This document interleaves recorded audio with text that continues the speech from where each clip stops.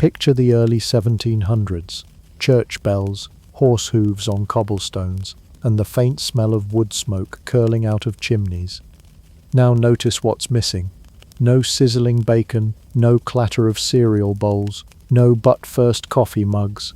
3 centuries ago, for much of Europe, breakfast was less a sacred ritual and more a suggestion that could be politely ignored. If you think intermittent fasting is a 21st century biohack, the 1700s did it accidentally. No smartphone apps required, just a rumbling stomach and a busy schedule. For countless households, especially among adults, the day started without a bite. Many people rolled straight from bed into chores, prayers, or business. Farmers had livestock bleating at dawn. Merchants had shop shutters to lift. Artisans had workbenches waiting. Pausing for an elaborate morning feast would have seemed indulgent, or at least inefficient. In rural England, records note that the first solid meal often came around dinner, which might be at 11 a.m. or noon. City clerks in Amsterdam or Paris were known to survive on little more than a sip of ale or a crust of yesterday's bread, before plunging into ledgers and legal papers. Hello, travellers. Histories do not always need to be boring. You can rest here and listen to hilarious histories to drift off to sleep. Tonight, we will explore the topic what breakfast looked like 300 years ago, and many more. Before we continue, leave a comment to let me know when and where you are listening to this, and hit the subscribe button, but only if you enjoy what I do here. Let's begin. Skipping breakfast wasn't just laziness, it was sometimes seen as virtuous. Religious overtones ran deep. Early modern Christian practice often framed morning abstinence as an echo of fasting, fortifying the spirit by inconveniencing the body. Clergy sermons occasionally warned against gluttony at sunrise, painting over-eager eating as suspiciously sinful. A full belly before prayers, that looked like indulgence. Better to suffer nobly until mid-morning, than thank the Lord for stew. Even outside church influence, thrift had its own moral glow. Grain could be scarce, meat costly, and fuel precious. Why burn wood to heat porridge if you could muscle through until later? Imagine a Calvinist neighbor muttering, "Breakfast is for the weak," then fainting delicately around 10:30 a.m. The point was, early restraint signaled discipline. Another reason for breakfast's low status was sheer practicality. Many livelihoods demanded daylight. Ploughing, weaving, forging. People rose, started, and only when the morning rush of tasks had eased could they sit, re-warm fingers, and actually chew something. Household manuals from the period casually refer to breaking the fast mid-morning, almost as an afterthought, tucked between mend the fence and milk the cow. Eating too early felt like interrupting momentum. Today we call it deep work. They called it making sure you don't starve next winter. The great irony, the poorer you were, the less likely you indulged in breakfast, simply because food had to stretch. That said, even well-off gentry sometimes delayed their first bite, though for different reasons. A squire might linger over correspondence, supervise stable hands, or host morning callers, treating food as a social punctuation mark later in the day. It wasn't that the upper crust starved, they simply framed eating as part of midday civility, rather than a bleary-eyed necessity. When you owned half the parish, you could afford to ignore your stomach for dramatic effect. Interestingly, the very term breakfast implies it's optional, breaking the fast whenever you finally get around to it. In household diaries you'll see lines like, "We broke fast at 11, as casually as modern folks say, grabbed lunch." Time wasn't rigid. Without synchronized clocks and commuter trains, nobody panicked if the first meal happened dangerously close to what we'd label brunch. No one was hashtagging skip breakfast because everyone just did. Of course, human bellies haven't evolved that much. Letters from the era sometimes confess, with stoic understatement, "I did go without bread this morn, and found myself faint by sermon's end." Translation, "I nearly passed out on the pew, but virtue feels terrific." Think of it as a centuries-old version of humble bragging. Look at me, so righteous and faintly dizzy. This casual neglect of early eating wouldn't last forever. Coffee houses were percolating, literally. Trade was globalizing, and work patterns were about to industrialize. The habit of soldiering on until noon would bump into new ideas about productivity, comfort, and social ritual. By the late 1700s, breakfast was inching toward respectability, though not yet the syrup-drenched extravaganza we know today. But in our current chapter the point stands. In 1725, if you claimed "I never skip breakfast," someone might blink and ask, why rush to gluttony before sunrise? So next time a wellness influencer raves about fasted cardio, tip your hat to your 18th century ancestors. They managed fasted ploughing, fasted sermon sitting, and fasted bookkeeping, often involuntarily. Breakfast wasn't sacred. Survival, thrift, and a dash of piety were. The dawn smelled of smoke, horses, and maybe regret, but seldom of toast. Your avocado won't be invented for another 200 years. So chew that air with pride. If the last part was all about shrugging off breakfast like an optional chore, this part is where the continent starts quietly buzzing.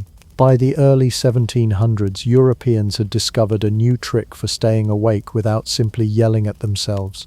Hot, aromatic drinks that felt exotic, civilized, and just dangerous enough to make clergy suspicious. Breakfast was less about cornflakes, more about buzzing on liquid ambition. Walk down a London street in 1710 and you'd smell it before you saw it. Dark, roasted coffee wafting out of narrow rooms with names like Buttons or Jonathans. Coffee houses had erupted into the social bloodstream. Part office, part rumour mill, part caffeine club. Merchants met to trade shipping news, pamphleteers plotted manifestos, and anyone with a spare penny could buy a seat at the conversational table. These weren't cozy cafes with latte art. They were wooden benches, ink-splattered newspapers, and a faint undertone of spilled stout meeting scorched beans. Still, the allure was irresistible. A drink that sharpened your senses without staggering you sideways like beer. Londoners jokingly called coffee houses penny universities.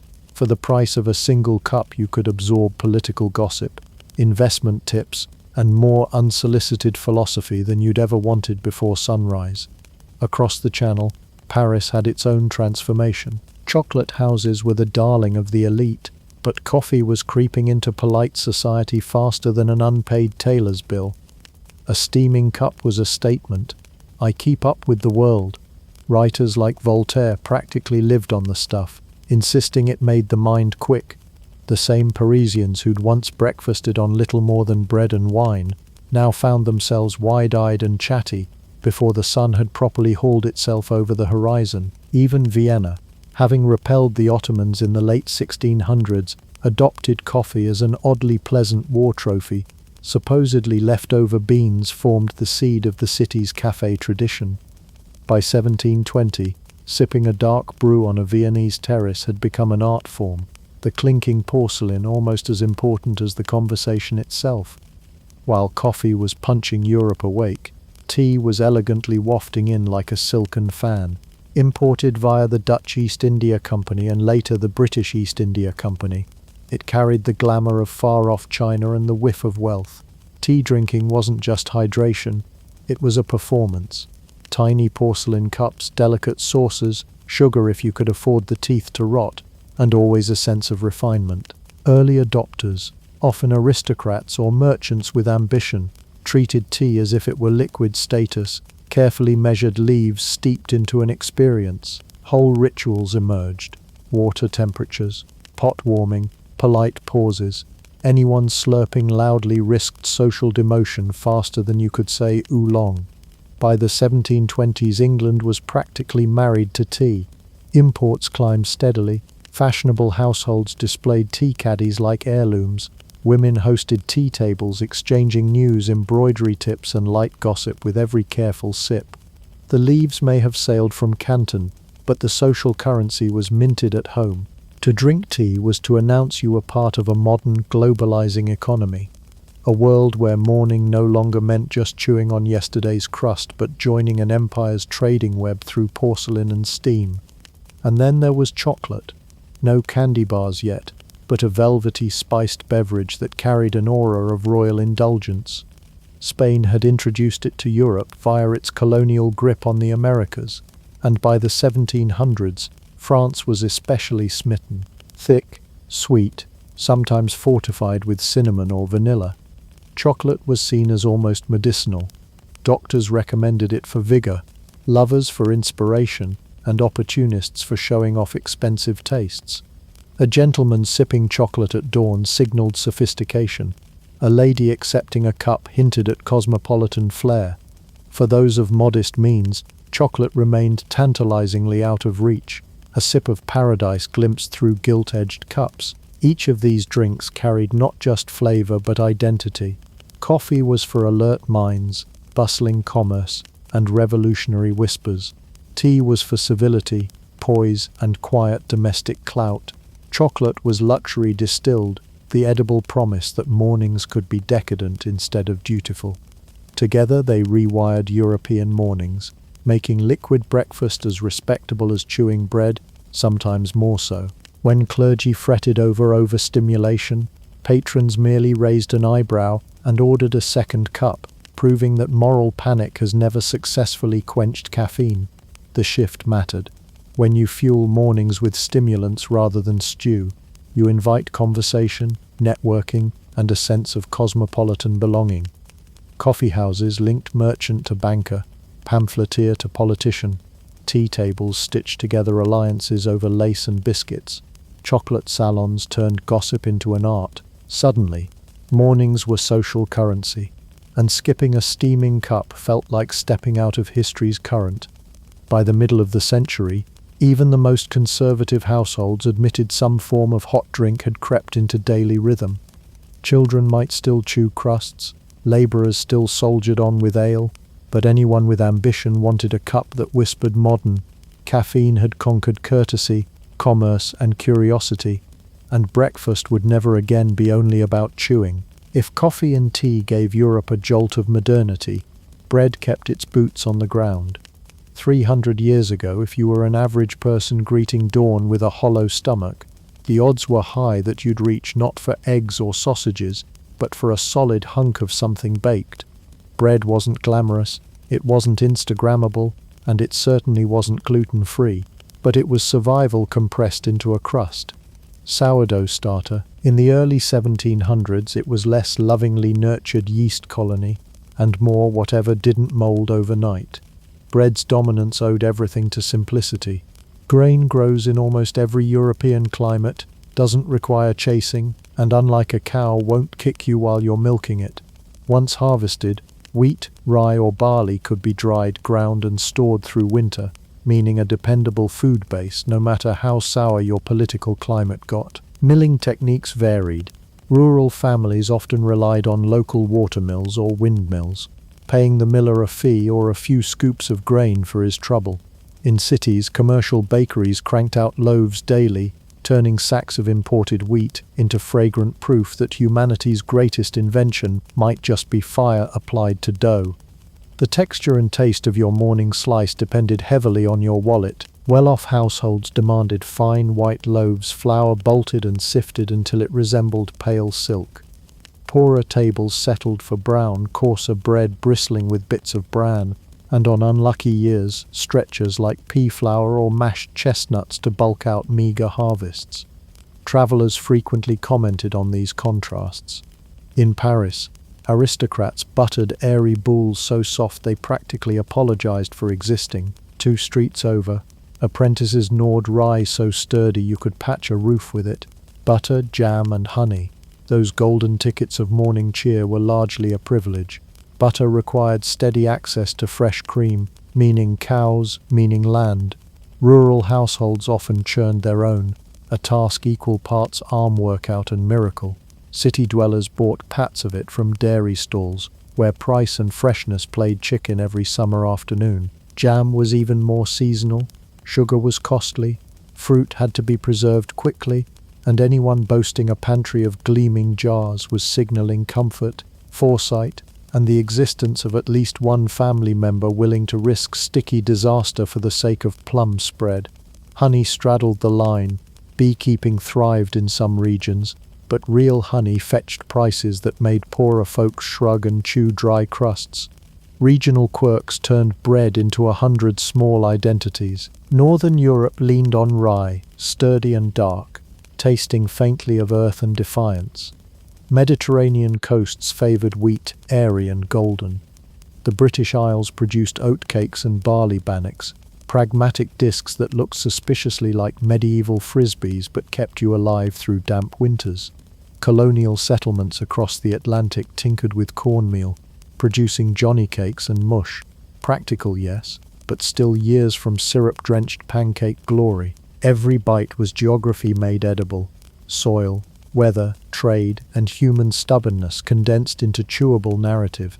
For families hovering on the edge of poverty, bread's predictability meant everything. Diaries brim with entries like "no meat this day, but bread sufficient." It was a culinary safety net, forgiving of errors, endlessly adaptable, cheap enough to feed children without selling the family goat. In urban centres, hawkers trundled carts stacked with loaves, bellowing prices while apprentices tossed coins down from garret windows. Bakers sometimes adulterated flour with chalk or alum to fake whiteness, prompting occasional riots when customers discovered their morning toast was essentially edible masonry. Yet demand persisted, because a hard loaf still beat an empty plate. The act of eating bread at dawn was often brisk, unceremonious. Workers grabbed a chunk, dunked it in small beer or thin broth, and called it breakfast. Fancier households added slivers of cheese, a ribbon of butter, maybe a drizzle of imported molasses if fortune smiled. Children gnawed quietly while adults eyed the day's chores. Bread didn't pamper, it enabled. You didn't ponder crumb structure, you survived on it. Despite its plainness, bread carried quiet symbolism. Churches blessed harvests. Magistrates feared bread riots.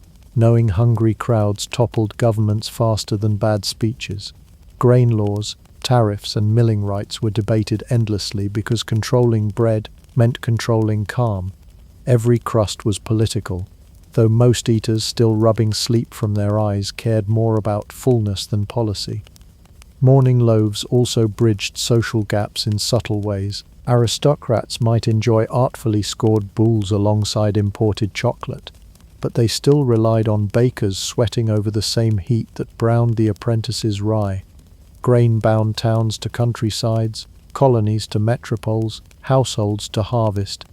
In that sense, the humble slice on a rough wooden table spoke louder about economic reality than any silver spoon in a duchess's hand. So when you imagine an early 18th century breakfast, banish the towering pastry platters of modern brunch fantasies, picture instead a chipped plate, a heel of bread, maybe a smear of butter if the cow had been generous, and the quiet relief that today, at least for this morning, hunger was postponed.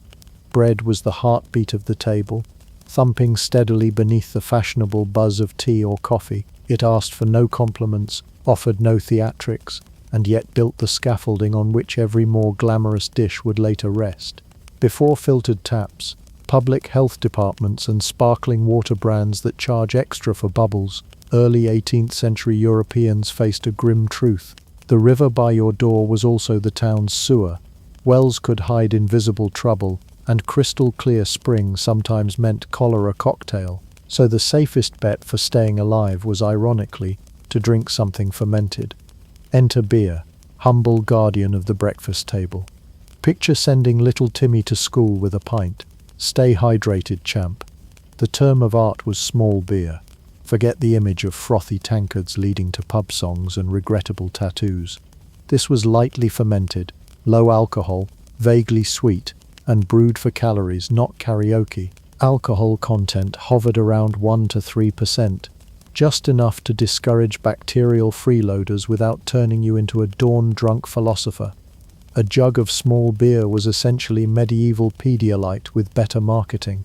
Farmers filled wooden mugs, masons carried clay jugs, and clerks sipped pewter cups before ledger ink dried. Why trust beer over water? Brewing demanded boiling.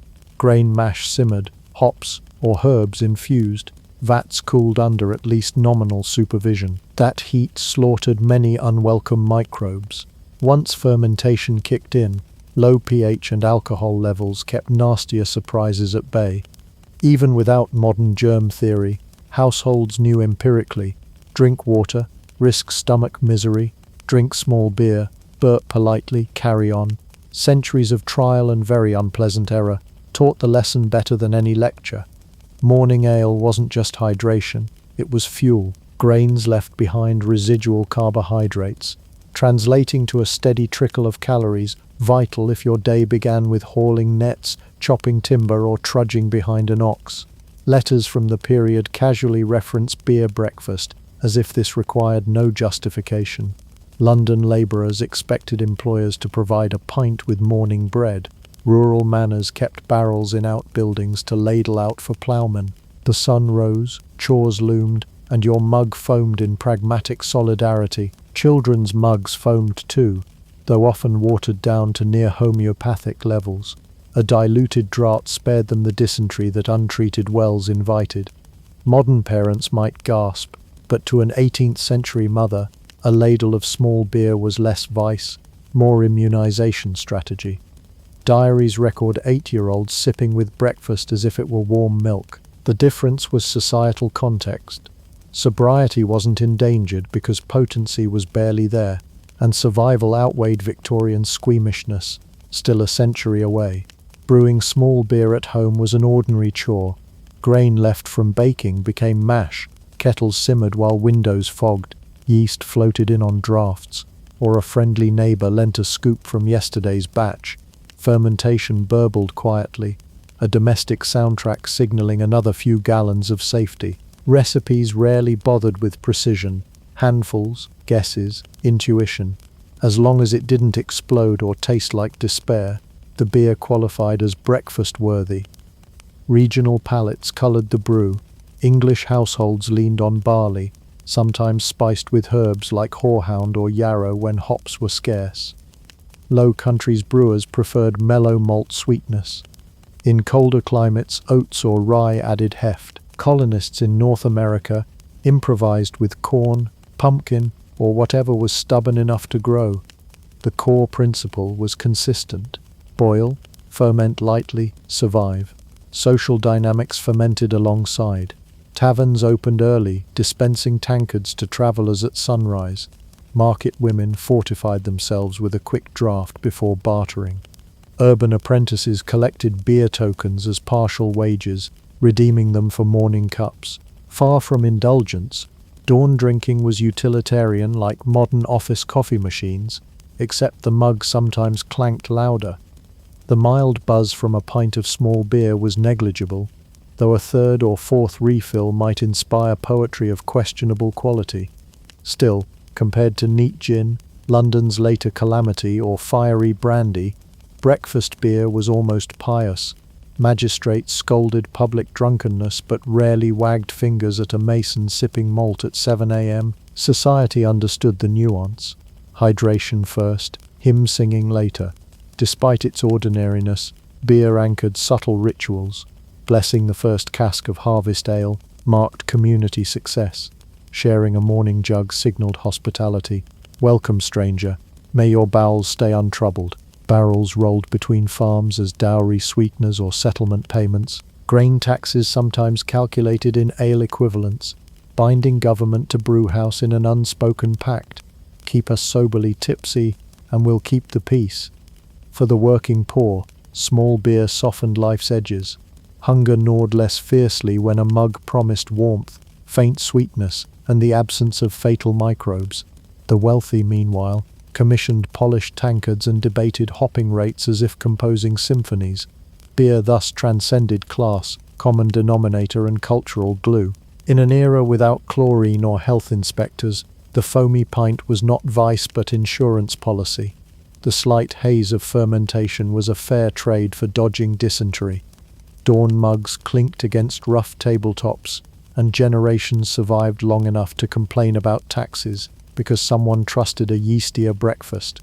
Today's craft brewers chase heritage flavor. 300 years ago, nobody romanticized it.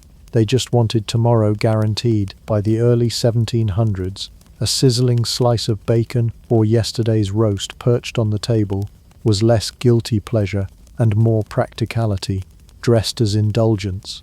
For households cushioned by land or coin, meat at dawn carried no whiff of excess. It was fuel with a faint flourish.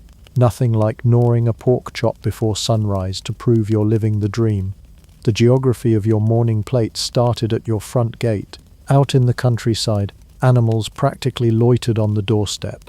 Chickens clucked a few paces from the kitchen door. Pigs rooted beneath oak trees, and a cow blinked patiently in the byre, contributing cream, calves, and eventually steaks. Rural families slaughtered seasonally, salting or smoking cuts to stretch through winter. When you've got a smoked ham swinging from a beam like a meaty pendulum, slicing off a hunk for breakfast barely dents the supply. Cold joints from the previous night's supper were fair game. Nothing built character like carving a wedge of beef while the dew still lingered on the hedgerows. Wealth rewrote the same story in grander ink. Townhouses of the gentry kept well-stocked larders, imported spices, sugar, and crucially a staff who could transform a boar's leg into delicate slices by candlelight. Morning trays might feature potted venison, salt beef, or plump sausages coiled like promises. A lord might wander into the breakfast room in embroidered slippers, nodding sagely as a footman arranged cold capon alongside a silver mustard pot. Dining manuals of the time described substantial collations suitable for fortifying gentlemen before a day of correspondence and polite boredom. Contrast that with the urban poor, whose morning was far leaner. City wages barely kept pace with bread prices. Meat was an occasional triumph, rarely an everyday routine. Butcher's offcut, marrow bone, or faintly questionable scrap might appear on lucky days. Most mornings they gazed wistfully at the butcher's window, gnawed their crusts and soldiered on. Meat as daily breakfast remained the badge of comfort, either earned by sweat on the fields or paid for in coin earned elsewhere. The preservation methods dictated flavor profiles. Salting was ubiquitous. Coarse crystals rubbed into hams, briskets packed in brine, tongues waited under barrels until every fiber resigned itself to eternal saltiness. Smoking lent woodsy depth, transforming pork into a breakfast candidate even months after slaughter. Households tended smokehouses with obsessive care. A winter storm might wreck the fence, but heaven help the fool who let damp ruin the bacon.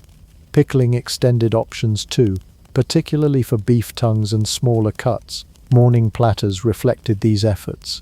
Thinly sliced cold beef, ribbons of ham, rashers fried crisp in lard or collops, thin shavings of mutton sizzling on a spider pan. Spices embroidered the protein parade. Wealthier tables imported pepper, cloves or nutmeg to enliven otherwise monotonous cuts. Rural cooks, with gardens at hand, tossed sage, thyme or marjoram into skillets, turning mundane fat into fragrant ambition. A breakfast featuring herb-flecked sausage on coarse bread wasn't haute cuisine, but it made trudging behind a plough marginally less tragic. Children in meat-privileged households chewed right alongside parents. Diaries from country rectories casually list, little Thomas had a rasher and ale. Parents fretted more about the draughtiness of the nursery than whether bacon stunted moral development. Protein equaled stamina, and stamina meant fewer fainting fits during haying. In towns, apprentices snatched luckless bones for broth, envying any butcher's son flaunting spare ribs as if waving a lottery ticket. Etiquette danced differently around morning meat. Formal estates might set out carved platters on sideboards, letting guests slice to taste. Casual farm tables embraced chaos. Whoever sharpened the knife first carved first. Seasonality influenced supply. Fresh slaughter followed autumn fares, while Lent or lean winters trimmed the carnivorous sale. Clever cooks stretched scraps into pies, puddings, or hash, ensuring no protein perished in vain. Psychologically, meat at dawn implied vigor, status, and practicality. A ploughman's salted bacon was less luxury than necessity, enabling 8 hours of mud wrestling with oxen. A gentleman's pheasant breast whispered leisure, no rush to the fields, merely a stroll through correspondence, perhaps some polite horse admiration. Either way, chewing flesh while the sun climbed validated your existence in a way a lone crust could not. There was humor, too, born of familiarity. Satirists lampooned gluttonous squires, gnawing fowl ere the cock had crowed twice, while servants grumbled affectionately about his lordship's perpetual ham. But the truth was simpler. Animals on your land equaled calories on your plate, and when winter frosts slicked the lane and chores beckoned, meat comforted in ways philosophy never could. Thus breakfast's carnivorous chapter bridged survival and swagger. For the prosperous it flaunted abundance, for the agrarian it justified sweat, and for those left with crumbs, it underscored inequality more eloquently than any pamphlet. Imagine the clatter of pewter, the aroma of lard crisping, the satisfied grunt as another slice disappeared. It was the soundtrack of a continent laboring, prospering, and occasionally boasting. Breakfast, far from being a monolithic slab of toast history, wore 100 faces depending on where your bed frame squeaked. The first meal of the day was essentially a geography quiz served on pottery. Answer incorrectly and you'd end up spooning something your neighbor wouldn't even call food. Breakfast geography lesson. What your plate looks like depends on whose empire just taxed it. Take England first. For centuries its lower orders lived on porridge or pottage, simmered grains flirting with yesterday's drippings. Rural households stirred oats with milk, honey when available, or sometimes ale when milk was rationed for cheese. By the late 17th century, prosperous households shifted toward bread and butter, augmented by jam or cold meats, a reflection not of divine culinary inspiration, but of improving trade networks and a baker on every corner. Aristocratic tables in the shires might showcase cold game pies or boiled eggs flanked by marmalade, while servants nibbled humble crusts, hoping nobody noticed the missing rind of cheese. Cross the channel to France, where even the morning yawn had a Gallic shrug. In provinces like Normandy, milk-rich diets made soft rolls, butter and cheese a quiet norm. The fashionable in Paris began dabbling in brioche, a golden loaf so buttery it almost curtsied when sliced. Wealth brought chocolate as a drink, steeped in spices and sweetened, served in porcelain cups with enough flourish to suggest diplomacy was happening in your breakfast room. Rural peasants remained practical, hunks of rye or pain de campagne dipped into chicory-laced coffee if luck prevailed. No one in a thatched cottage was piping crème pâtissière at sunrise, but the seeds of continental breakfast were sprouting. Now pivot to the American colonies, a land both resource-rich and labor-hungry. Corn was king, its golden kernels pounded into mush, or johnny cakes that hissed on griddles across New England. Settlers embraced maize partly from necessity, partly from native influence, transforming it into spoon bread, ash cakes or souphorn, each dish a reminder that wheat didn't grow quite as romantically on rocky soil. Protein varied by proximity to game and livestock. Salted pork belly one morning, leftover venison stew the next. Sweeteners came from molasses, cheaper than imported sugar, and liberally drizzled over cornmeal creations. Colonists drank cider or weak beer at dawn, partly to disinfect questionable water, partly to stay upright while felling trees the size of churches. Further south in the colonies, rice and grits stepped into the spotlight. Carolinian tables paired cornmeal hoe cakes with fish caught hours earlier, while planters of means imported hams from Europe to remind everyone which family crest held sway. Enslaved people, meanwhile, wove resilience from rations, maize porridge, scraps of salted meat, greens simmered in broth, flavored by culinary traditions carried from West Africa. Their ingenuity turned deprivation into sustaining fare, quietly shaping southern foodways in ways plantation owners rarely credited. Northern Europe wrote its own script. Rye reigned supreme in Scandinavia, dark, dense and dependable as a Nordic uncle. Smørrebrød, open-faced rye with cheese, cured fish or a smear of butter, formed the unassuming but effective start to icy mornings. Milk or buttermilk, occasionally beer, followed as liquid companions. In the German states, pretzels, sausages and Kaiser rolls filled taverns even before merchants tallied ledgers. Frühstück literally meant early peace, and while not every cobbler gnawed wurst at dawn, plenty made the attempt. Italy, basking in Mediterranean light, clung to simplicity. Yesterday's bread dunked in wine or cafe, perhaps drizzled with olive oil. Farmers valued calories over ceremony, and a heel of focaccia plus goat cheese carried a ploughman until noon. Spain echoed this pragmatism, pan con aceite, manchego slices, maybe chocolate if the household leaned toward extravagance. Rural Iberia frowned at excess. Long lunches, not breakfasts, bore culinary poetry. Colonialism further scrambled morning habits. Caribbean plantations, for instance, saw sugar wealth concentrate among elites who savored imported teas with scones, while the majority subsisted on cassava, plantains, or maize cakes. Dutch traders ferried spices and coffee into European ports, nudging previously drab mornings toward aromatic intrigue. Even humble porridge began flirting with cinnamon when ships returned from far seas.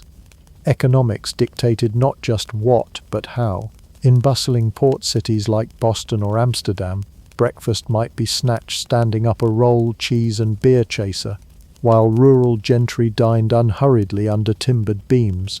Climate also nudged menus. Colder latitudes demanded fat and grain for warmth. Warmer ones leaned toward bread, fruit, or chilled dairy. The first meal reflected environment as much as aspiration, an edible weather report. Social identity hummed beneath every bite. Colonists boasting wheat toast whispered affluence, while settlers praising good mush spun thrift as virtue. A Parisian sipping chocolate announced cosmopolitanism, even if the day's agenda involved nothing fancier than avoiding creditors. In a Welsh farmhouse, oat cakes frying on a griddle telegraphed not deficiency but tradition, a lineage that didn't need gilding. The interplay of empire, trade, and local ingenuity ensured no standard breakfast truly existed. Every loaf, cake, or mush ladled into a wooden bowl told a story about soil, sailing routes, and whose taxes you tolerated. Across oceans, first light found people improvising nourishment, bridging scarcity and opportunity with whatever the land or ledger permitted. Imagine stepping into an 18th century breakfast room. There's no Pinterest-worthy spread of curated fruit pyramids, just a sturdy table, a few knives glinting ominously, and a lot of elbows. The choreography of manners was still finding its footing, and the morning meal, whatever form it took, was as much about who sat where and how they wielded a crust as it was about the food itself. Napkins, only if you counted your sleeve as one. Start with utensils, or the startling absence of them. Forks, though present in wealthier homes, were not yet universally trusted. Many believed stabbing food with prongs was either effete, foreign, or suspiciously Italian. Knives did the heavy lifting, slicing bread, shaving cheese, nudging a boiled egg into submission. Spoons were everywhere, since anything remotely soupy or porridge-like needed scooping. Fingers, however, remained the unsung heroes. Bread served double duty as both food and tool, swiping up runny yolks, carrying butter, or ferrying jam. The concept of "don't play with your food" was moot when your food was literally your plaything. Communal dining was standard. Platters, trenchers, or large bowls often occupied the table's center, inviting all hands on deck. Individual plates were a privilege, and even then the portions might be carved or ladled directly from a shared source. Country households routinely set out a loaf, a pot of ale, and a hunk of cheese for everyone to negotiate in real time. In larger estates, hierarchy dictated order. Master and mistress claimed first rights, carving slices with genteel authority while dependents waited politely, or not so politely, depending on the number of witnesses. Etiquette manuals, while available, often lagged behind practice. A London pamphlet might gently suggest wiping one's mouth on cloth rather than the back of one's hand, but implementation depended on how many candles illuminated your table. Among farmers, sleeves bore the brunt of bacon grease. Among the gentry, embroidered napkins made an appearance, sometimes more for display than utility. Heaven forbid you actually soil the monogram. Ritual timing also mattered. In servant-rich households, the family breakfasted later, leaving dawn hours for staff to prepare fires, bake rolls, and milk cows. Servants then grabbed their own meal, often simpler, heavier on bread, either before or after, depending on the benevolence of the employer. In some manor houses, kitchen staff ate standing, spooning pottage hastily before the bell summoned them back. Formal tables could feature subtle choreography, the eldest son carving bread, a daughter pouring chocolate, the steward hovering like a stage manager, ensuring no guest was left jamless. Church schedules shaped rituals too. Sundays often meant a light bite bread and ale before services, followed by a heartier spread at midday. Fasting before communion was a mark of piety, though interpretations varied. Some considered weak beer acceptable, reasoning that water wasn't trustworthy anyway. In Catholic regions, saints' feast days inspired extra loaves, sweet rolls, or ceremonial breads, elevating breakfast into something nearly liturgical. Hospitality had its codes. Travelers offered a morning bite, might be seated at a side table or near the hearth, handed bread and small beer without fanfare. Hosts in provincial inns prized efficiency over refinement. A bench, a slab of cheese, and instructions to clear out by sunrise. Yet in city coffee houses, manners bent toward commerce, shared tables, bustling conversation, and little pretense of privacy. Patrons dabbed mouths with handkerchiefs while debating pamphlets, spilling more ideas than coffee grounds. Body language conveyed social standing, sitting upright, keeping one's knife hand visible, and refraining from gnawing bones too audibly separated the refined from the merely hungry. Among peers, etiquette flexed. A farmer tearing rye bread with bare hands offended no one. A baronet, however, risked whispers if butter dripped onto his cravat. Manuals by authors like Jonathan Swift mocked over fussy behavior, yet acknowledged that unrestrained slurping signaled rusticity, a word no upward mobile merchant wanted applied to his heirs. Regional quirks spiced the mix. In parts of Scotland, oats were poured into wooden bickers and eaten standing, a holdover from field routines. Brittany's fishing villages saw men wolfing gallets at the dock, no ceremony required. Dutch burgers, famed for domestic neatness, popularized stope breakfasting, perched by open doorways with coffee, encouraging a public yet orderly morning ritual. Italian peasants tore ciabatta with a dramatic flick, untroubled by grease marks because olive oil was practically a sacrament. Children mirrored adult habits. Sons might be handed a trencher and told mind the knife. Daughters encouraged to pour ale without spilling. Little etiquette cues. Don't lick the blade. Offer cheese to your elders first. Seeded lifelong manners. In homes aspiring to refinement, children were drilled. No elbows, no talking with your mouth full, and importantly, no throwing crumbs at siblings unless negotiations demanded.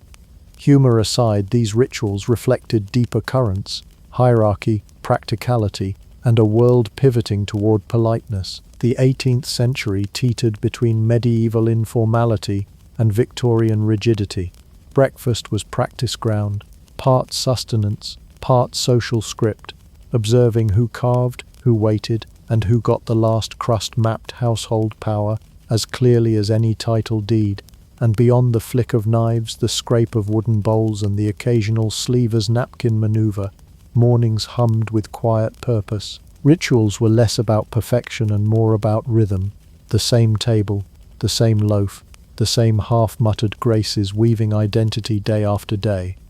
If you think wellness influencers are confusing today, imagine the 18th century, a world where every apothecary, barber surgeon, and doctor of philosophy self-certified had an opinion about the first bite of the day. Doctors agreed breakfast was vital, unless it wasn't, which was also doctorly advice. The starting line was always the four humours: blood, phlegm, black bile, and yellow bile. A bodily quartet supposedly composing your very soul and inconveniently forever on the brink of melodrama. Too much phlegm? Skip the butter, lest you congest the chest. Excess blood? Maybe have thin gruel, but avoid stimulating meats unless you fancy nosebleeds. Yellow bile misbehaving? Dilute vinegar in water and brace yourself for regret. One medical tract from 1723 earnestly warned that bread new baked and warm inflames the stomach to riot, urging readers to let loaves go stale before daring a nibble. Freshness, apparently, was suspicious. Dietary zealots divided themselves into hearty meal champions and morning minimalists. Advocates of the substantial dawn insisted farm work. Shipping and city trades demanded caloric ballast, bread, ale, maybe bacon. To strengthen the sinews, rural physicians pointed to hard labor and claimed emptiness of the belly invites eggs. On the other side, urbane physicians, often catering to sedentary magistrates, argued that heavy foods cloud the intellect before noon, prescribing little more than weak tea and a dry crust. Both camps cited anecdotal triumphs. The ploughman lived to 80. The magistrate penned elegant legal opinions, proof, they said, that opposite strategies worked equally well. Quack remedies thrived in the confusion. Vinegar drinks were touted as purifiers of the humors, allegedly sharpening the mind and cooling the blood. One pamphlet suggested stirring crushed garlic into sour cider to repel miasmas, while politely alienating breakfast companions. Herbal infusions rode the same trend. Sage for memory, rosemary for cheerfulness, chamomile for unclogging the belly. Whether they cured anything beyond boredom is debatable, but they provided a thriving market for herb merchants and amateur botanists desperate for validation. Sweet tonics, laced with treacle or molasses, claimed to fortify the spirits. Apothecaries bottled elixirs boasting iron wine and the essence of 14 flowers, promising vigor at daybreak and rosy temperaments. Rosy, perhaps, until the sugar crash reminded patients that physiology ignores marketing. Meanwhile, patent medicines disguised as health aids, morning bitters, stomachic waters, hid generous doses of brandy, ensuring a cheerful but not necessarily long life. Fasting fads weren't absent either. Preachers occasionally framed abstaining from breakfast as virtuous discipline. The body subdued, the soul enlivened. Manuals linked gluttony to moral decay, warning that to wake and feast at once is to dull reason's edge. Gentlefolk, keen to signal piety, sometimes embraced sparse mornings, though rumor suggests many broke their fast in private with a covert hunk of cheese. Temperature obsession colored prescriptions too. Cold milk?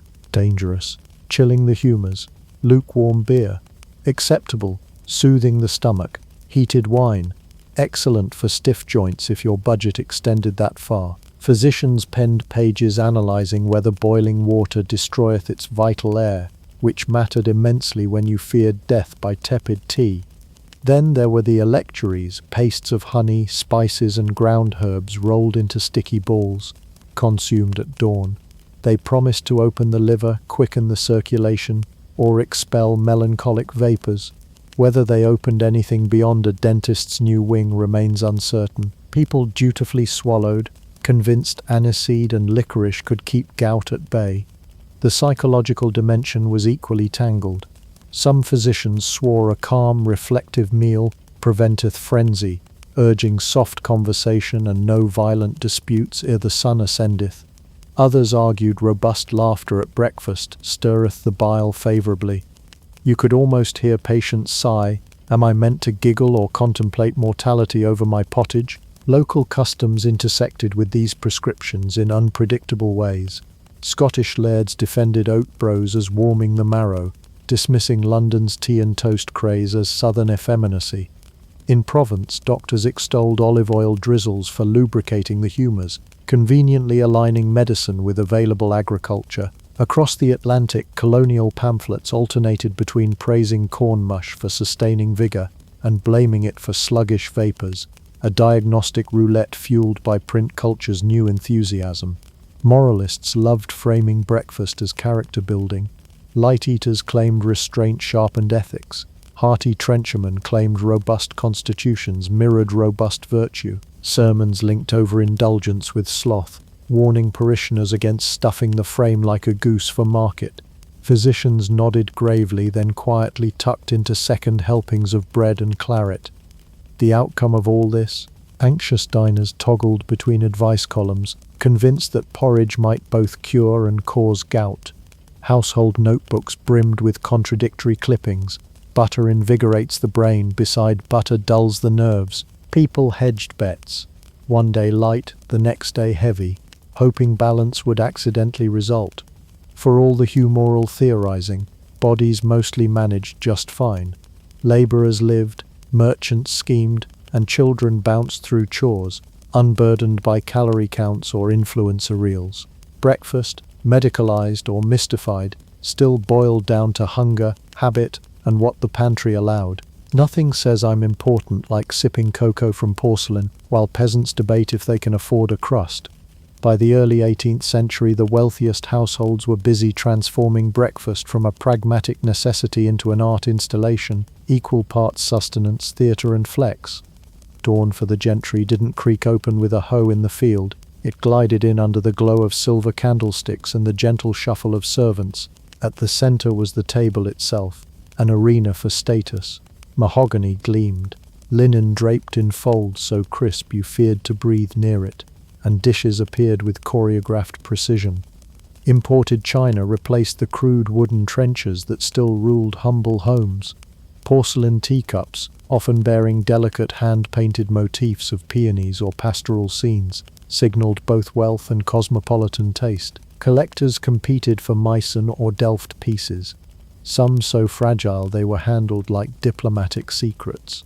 The message, "I have money to break this and still sleep at night."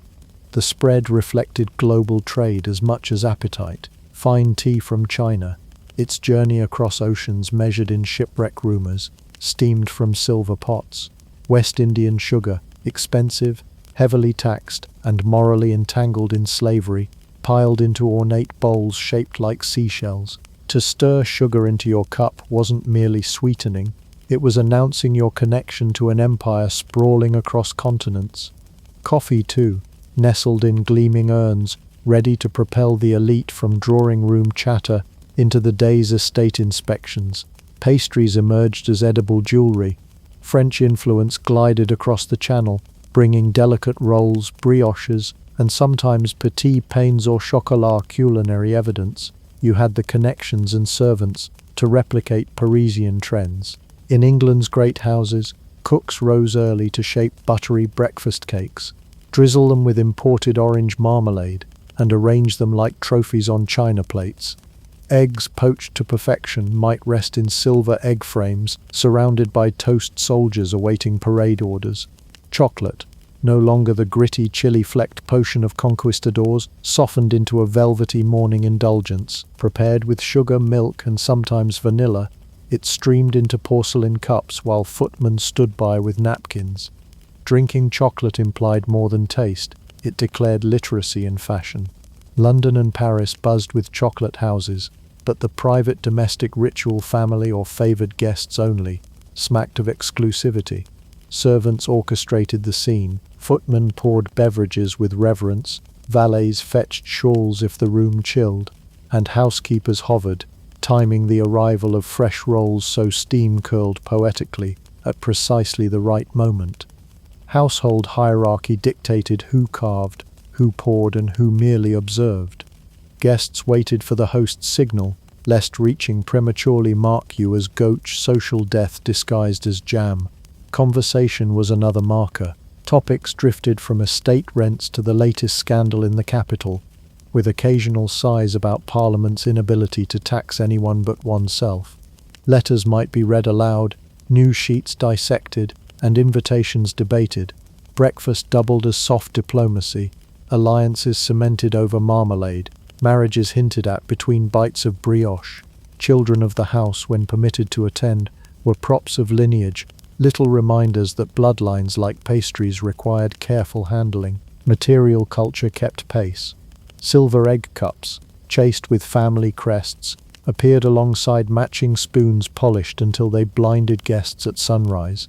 Butter coolers, sugar tongs, and tea caddies with lock-and-key security underscored that luxury was precious, and theft, even among staff, always a whisper away. Inventories from estates reveal entire rooms devoted to plate, with morning service described in almost military terms. 2 salvers, 1 urn, 6 teaspoons, 8 cups, matching saucers. A misplaced saucer merited household inquiry akin to a missing heirloom. Imported fruits occasionally punctuated the spread. Citrus from Seville, pineapples grown in heated hothouses as horticultural bragging rights. Displaying a pineapple, whether eaten or not, practically shouted, "Behold my wealth! I cultivate the tropics indoors." Lesser mortals contented themselves with apples. The economics behind this glamour were sobering. Sugar, tea, coffee and chocolate were luxury items underwritten by colonial exploitation. Behind every refined sip lay the brutal reality of enslaved labor on Caribbean plantations, East India Company monopolies, and ships hauling cargo across perilous seas. Elite households seldom dwelled on this while arranging sugar cubes with silver tongs, but the global footprint of breakfast was unmistakable, a reminder that fashion rarely comes cheap, ethically or financially. Timing was indulgent. No 5 a.m. rooster alarm for these tables. Breakfast might be served mid-morning, after letters and gentle strolls. Guests wandering downstairs at 10 found no scolding, merely another pot of tea. In contrast to the grab-a-crust-and-go ethos of artisans, the wealthy savored dawn like an opera overture, slow, deliberate, impeccably staged. For women of standing, the morning room sometimes doubled as a semi-private salon. Intimate friends shared tea while perusing the latest novel or debating embroidery techniques. Men might retreat to the library post-meal, fortified by coffee and a sense of destiny, ready to discuss horses or politics. All of this transformed breakfast into a theatre of status. To eat simply was to risk whispers of parsimony. To overdo opulence risked ridicule. The sweet spot lay in effortless abundance, a balance of rare goods presented as casually as a breeze. Guests were meant to believe the pineapple, the Meissen cup, and the silver sugar tongs had simply materialized, as natural to the household as floorboards. Soon industrial fortunes and middle-class ambition will blur the line, making porcelain and pastries aspirational for clerks and merchants alike. But for now, in this candlelit moment of empire and elegance, breakfast for the elite is less about hunger and more about hierarchy. By the dawn of the 19th century, the idea of breakfast was no longer just a convenient bite to tide you over until noon. It had started to acquire an identity. Industrial gears were turning, cities were humming, and human beings were suddenly on someone else's clock. If chapters 1 through 9 have taught us anything, it's that the morning table was never static. Now, with steam engines chugging, railroads slicing landscapes, and factories demanding punctuality, the day's first meal was about to transform from a patchwork of bread crusts and lukewarm ale into something recognizably modern. The Industrial Revolution didn't just make textiles faster, it made people hungrier at the wrong times. Farmers once dictated their own rhythms. If you didn't sow by 8, you sowed by 9. Factory whistles changed that. Workers filed in at precise hours, often after a brisk, coal-dusted walk through crowded streets. A breakfast eaten at dawn became a necessity rather than a choice. Laborers needed fuel before facing 12-hour shifts surrounded by clanging machines. Suddenly, a crust of bread and yesterday's beer seemed woefully inadequate. Porridge pots bubbled earlier, kettles hissed louder, and tea, cheapened by ever-increasing imports, found its way into working-class mugs as caffeine became an essential ally against exhaustion. Urban life also invited new food logistics. The city bakery rose before you did, filling narrow alleys with the smell of fresh loaves. Street vendors sold piping hot rolls or oat gruel to those too busy or too poor to cook.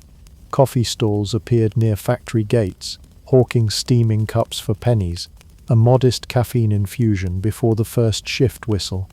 What had once been optional now slid into ritual, spurred by alarm clocks and overseers rather than church bells. Meanwhile, middle-class households began codifying breakfast as a domestic event, not merely an improvised snack. With servants increasingly scarce or too expensive for rising clerks, families adopted foods requiring less prep, yet still symbolizing propriety: toast, butter, marmalade, and eggs boiled just long enough to look deliberate. Recipe books sprang up, offering economical morning fare with a side of smug respectability: porridge with treacle, tea with milk, cold meats arranged neatly on willow-pattern plates. These weren't just calories, they were proof you'd joined the punctual, progress-minded ranks.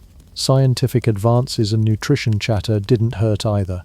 By the mid-19th century, physicians and early dietitians started musing on protein, starch, and what made a balanced meal. Anxieties about nervous exhaustion and brain fatigue prompted some to champion hearty breakfasts. Others advised moderation, After all, no one wanted sluggish clerks slumping over ledger books by 10. These debates birthed curiosity for health foods, culminating in a certain 19th century preacher turned inventor named John Harvey Kellogg, who championed temperance, whole grains, and yes, cornflakes. A once humble grain flake became emblematic of virtue, digestion, and early rising righteousness. Sugar, once a luxury, became common as colonial trade flooded Europe and America with affordable sweetness. Jam making surged. Breakfast tables glistened with raspberry, plum, and orange marmalade. Where aristocrats once flaunted imported preserves as status baubles, the average household now had a sticky jar too. Pancakes, flapjacks, crumpets, and treacle-drizzled scones followed, creating the carb-laden foundations for what we'd someday call brunch. Culturally, the very language of breakfast shifted. The term most important meal of the day began seeping into newspapers and household manuals by the late 19th century, aided by manufacturers selling everything from porridge oats to instant cocoa. Marketing proved powerful. By making breakfast sound not just healthy but morally upright, cereal companies effectively scolded you into buying their product. Skipping breakfast transformed from quaint to negligent. Parents fretted about children heading to school without proper fortification, forgetting that grandma's grandma regularly survived on nothing but ale and a hunk of bread until noon. Travel and colonial encounters added flair. Bananas, oranges, coffee from distant plantations, and eventually bacon cured with industrial efficiency. These global imports broadened palates. Boarding houses and hotels pioneered buffet-style spreads for bustling travelers. Suddenly, a table groaning with eggs, sausages, bread, and fruit looked civilized rather than gluttonous. The buffet, that democratic shrine to just one more roll, was born from the mingling of practicality and display. By the early 20th century, what we now consider a normal breakfast cereal, eggs, coffee, toast, was a product of centuries of compromise. Gone were the days of suspicious water, small beer for toddlers, and gnawing on salt pork before sunrise. In its place, tidy bowls, printed cereal mascots, orange juice campaigns insisting a day without it is like a day without sunshine. We traded the chaos of survival eating for predictability, even if that predictability occasionally came with questionable slogans. The irony, many modern diets circle back to skipping breakfast, touting intermittent fasting as groundbreaking, yet the 18th century would have shrugged. We invented that, darling, while milking cows. Today's avocado toast and cold brew are less revolutionary than they seem. They're simply the latest chapter in a 300-year saga of humans negotiating hunger, status, and the ticking of the clock. Your sleek oat milk latte? That's the Industrial Revolution. Colonial shipping, nutritional theorizing, and relentless marketing served in a recyclable cup. So next time you stare at a brunch buffet wondering whether you need a third pancake, remember, your plate is history distilled. Every spoonful of cereal or swirl of cappuccino carries echoes of water paranoia, factory sirens, and the eternal human quest for a morning routine that says, "I'm ready for the day," without admitting you hit the snooze button twice. Breakfast journey from necessity to ritual to Instagram backdrop is proof that even the simplest meal can carry centuries of human habit and fewer suspiciously warm beers. Picture a doctor's visit in the early 1800s. No sleek instruments dangling from a white coat. No comforting beep of machines confirming that you still have a pulse. Instead, you get a man in a frock coat, a grim expression, and maybe, if he's feeling fancy, a walking stick he occasionally pokes at things. Diagnostic technology amounted to a good memory, a sharp eye, and an unwavering willingness to wing it. Medicine was, in polite terms, developing. In less polite terms, it was educated guesswork served with side-eye confidence. The toolkit was painfully sparse. A physician might carry a thermometer the size of a dagger, a few jars of leeches, yes those, and an assortment of tonics whose active ingredient was usually wishful thinking. Laboratory tests? Non-existent. Imaging? Forget it. Diagnosis relied on 3 time-honored methods. Listen to what the patient says, look at how miserable they look, and hope your Latin makes it sound authoritative. Febris intermittens sounds professional until you realize it's just a fancy way of saying sometimes you're hot, sometimes you're not. Now imagine you're the patient, coughing up a storm, clutching your chest. How does the doctor check your lungs? With what was called immediate auscultation, a term that sounds impressive until you learn it meant I will now press my ear directly to your chest like an affectionate barnacle. If you think annual checkups feel awkward today, consider having a fully grown man lean in, side-eye your collarbone and declare, "Deep breath, please," while effectively slow dancing with your sternum. There's personal space, and then there's the 1800s where your ribcage was public property. The intimacy didn't stop at the chest. Heartbeats, same approach. Wheezing, better scoot closer. Doctors of the era spent a remarkable portion of their careers impersonating human stethoscopes, their ears flattened against strangers. It was practical but hardly comfortable. Imagine your doctor greeting you with, "I'm just going to hug your ribcage with my head, don't mind me." Consent forms weren't a thing. You simply endured the awkward moment and hoped he didn't have a cold. Social norms made this even trickier. For male physicians, examining female patients with ear-to-bosom proximity sparked more than a few raised eyebrows. 19th century decorum dictated layers of modesty. Women could faint from the scandal alone, though the corset probably wasn't helping. Doctors often brought along a female chaperone, not just for propriety, but to keep rumor mills quiet. Nothing kills your medical reputation faster than whispers of Dr. Dupont spends an awful lot of time listening to Madame Lefebvre's heartbeat. Accuracy was another problem. Immediate auscultation delivered muffled, inconsistent sounds. The physician's head position, the thickness of clothing, and even a patient's breathing could distort what little information trickled through. One day you might hear pneumonia.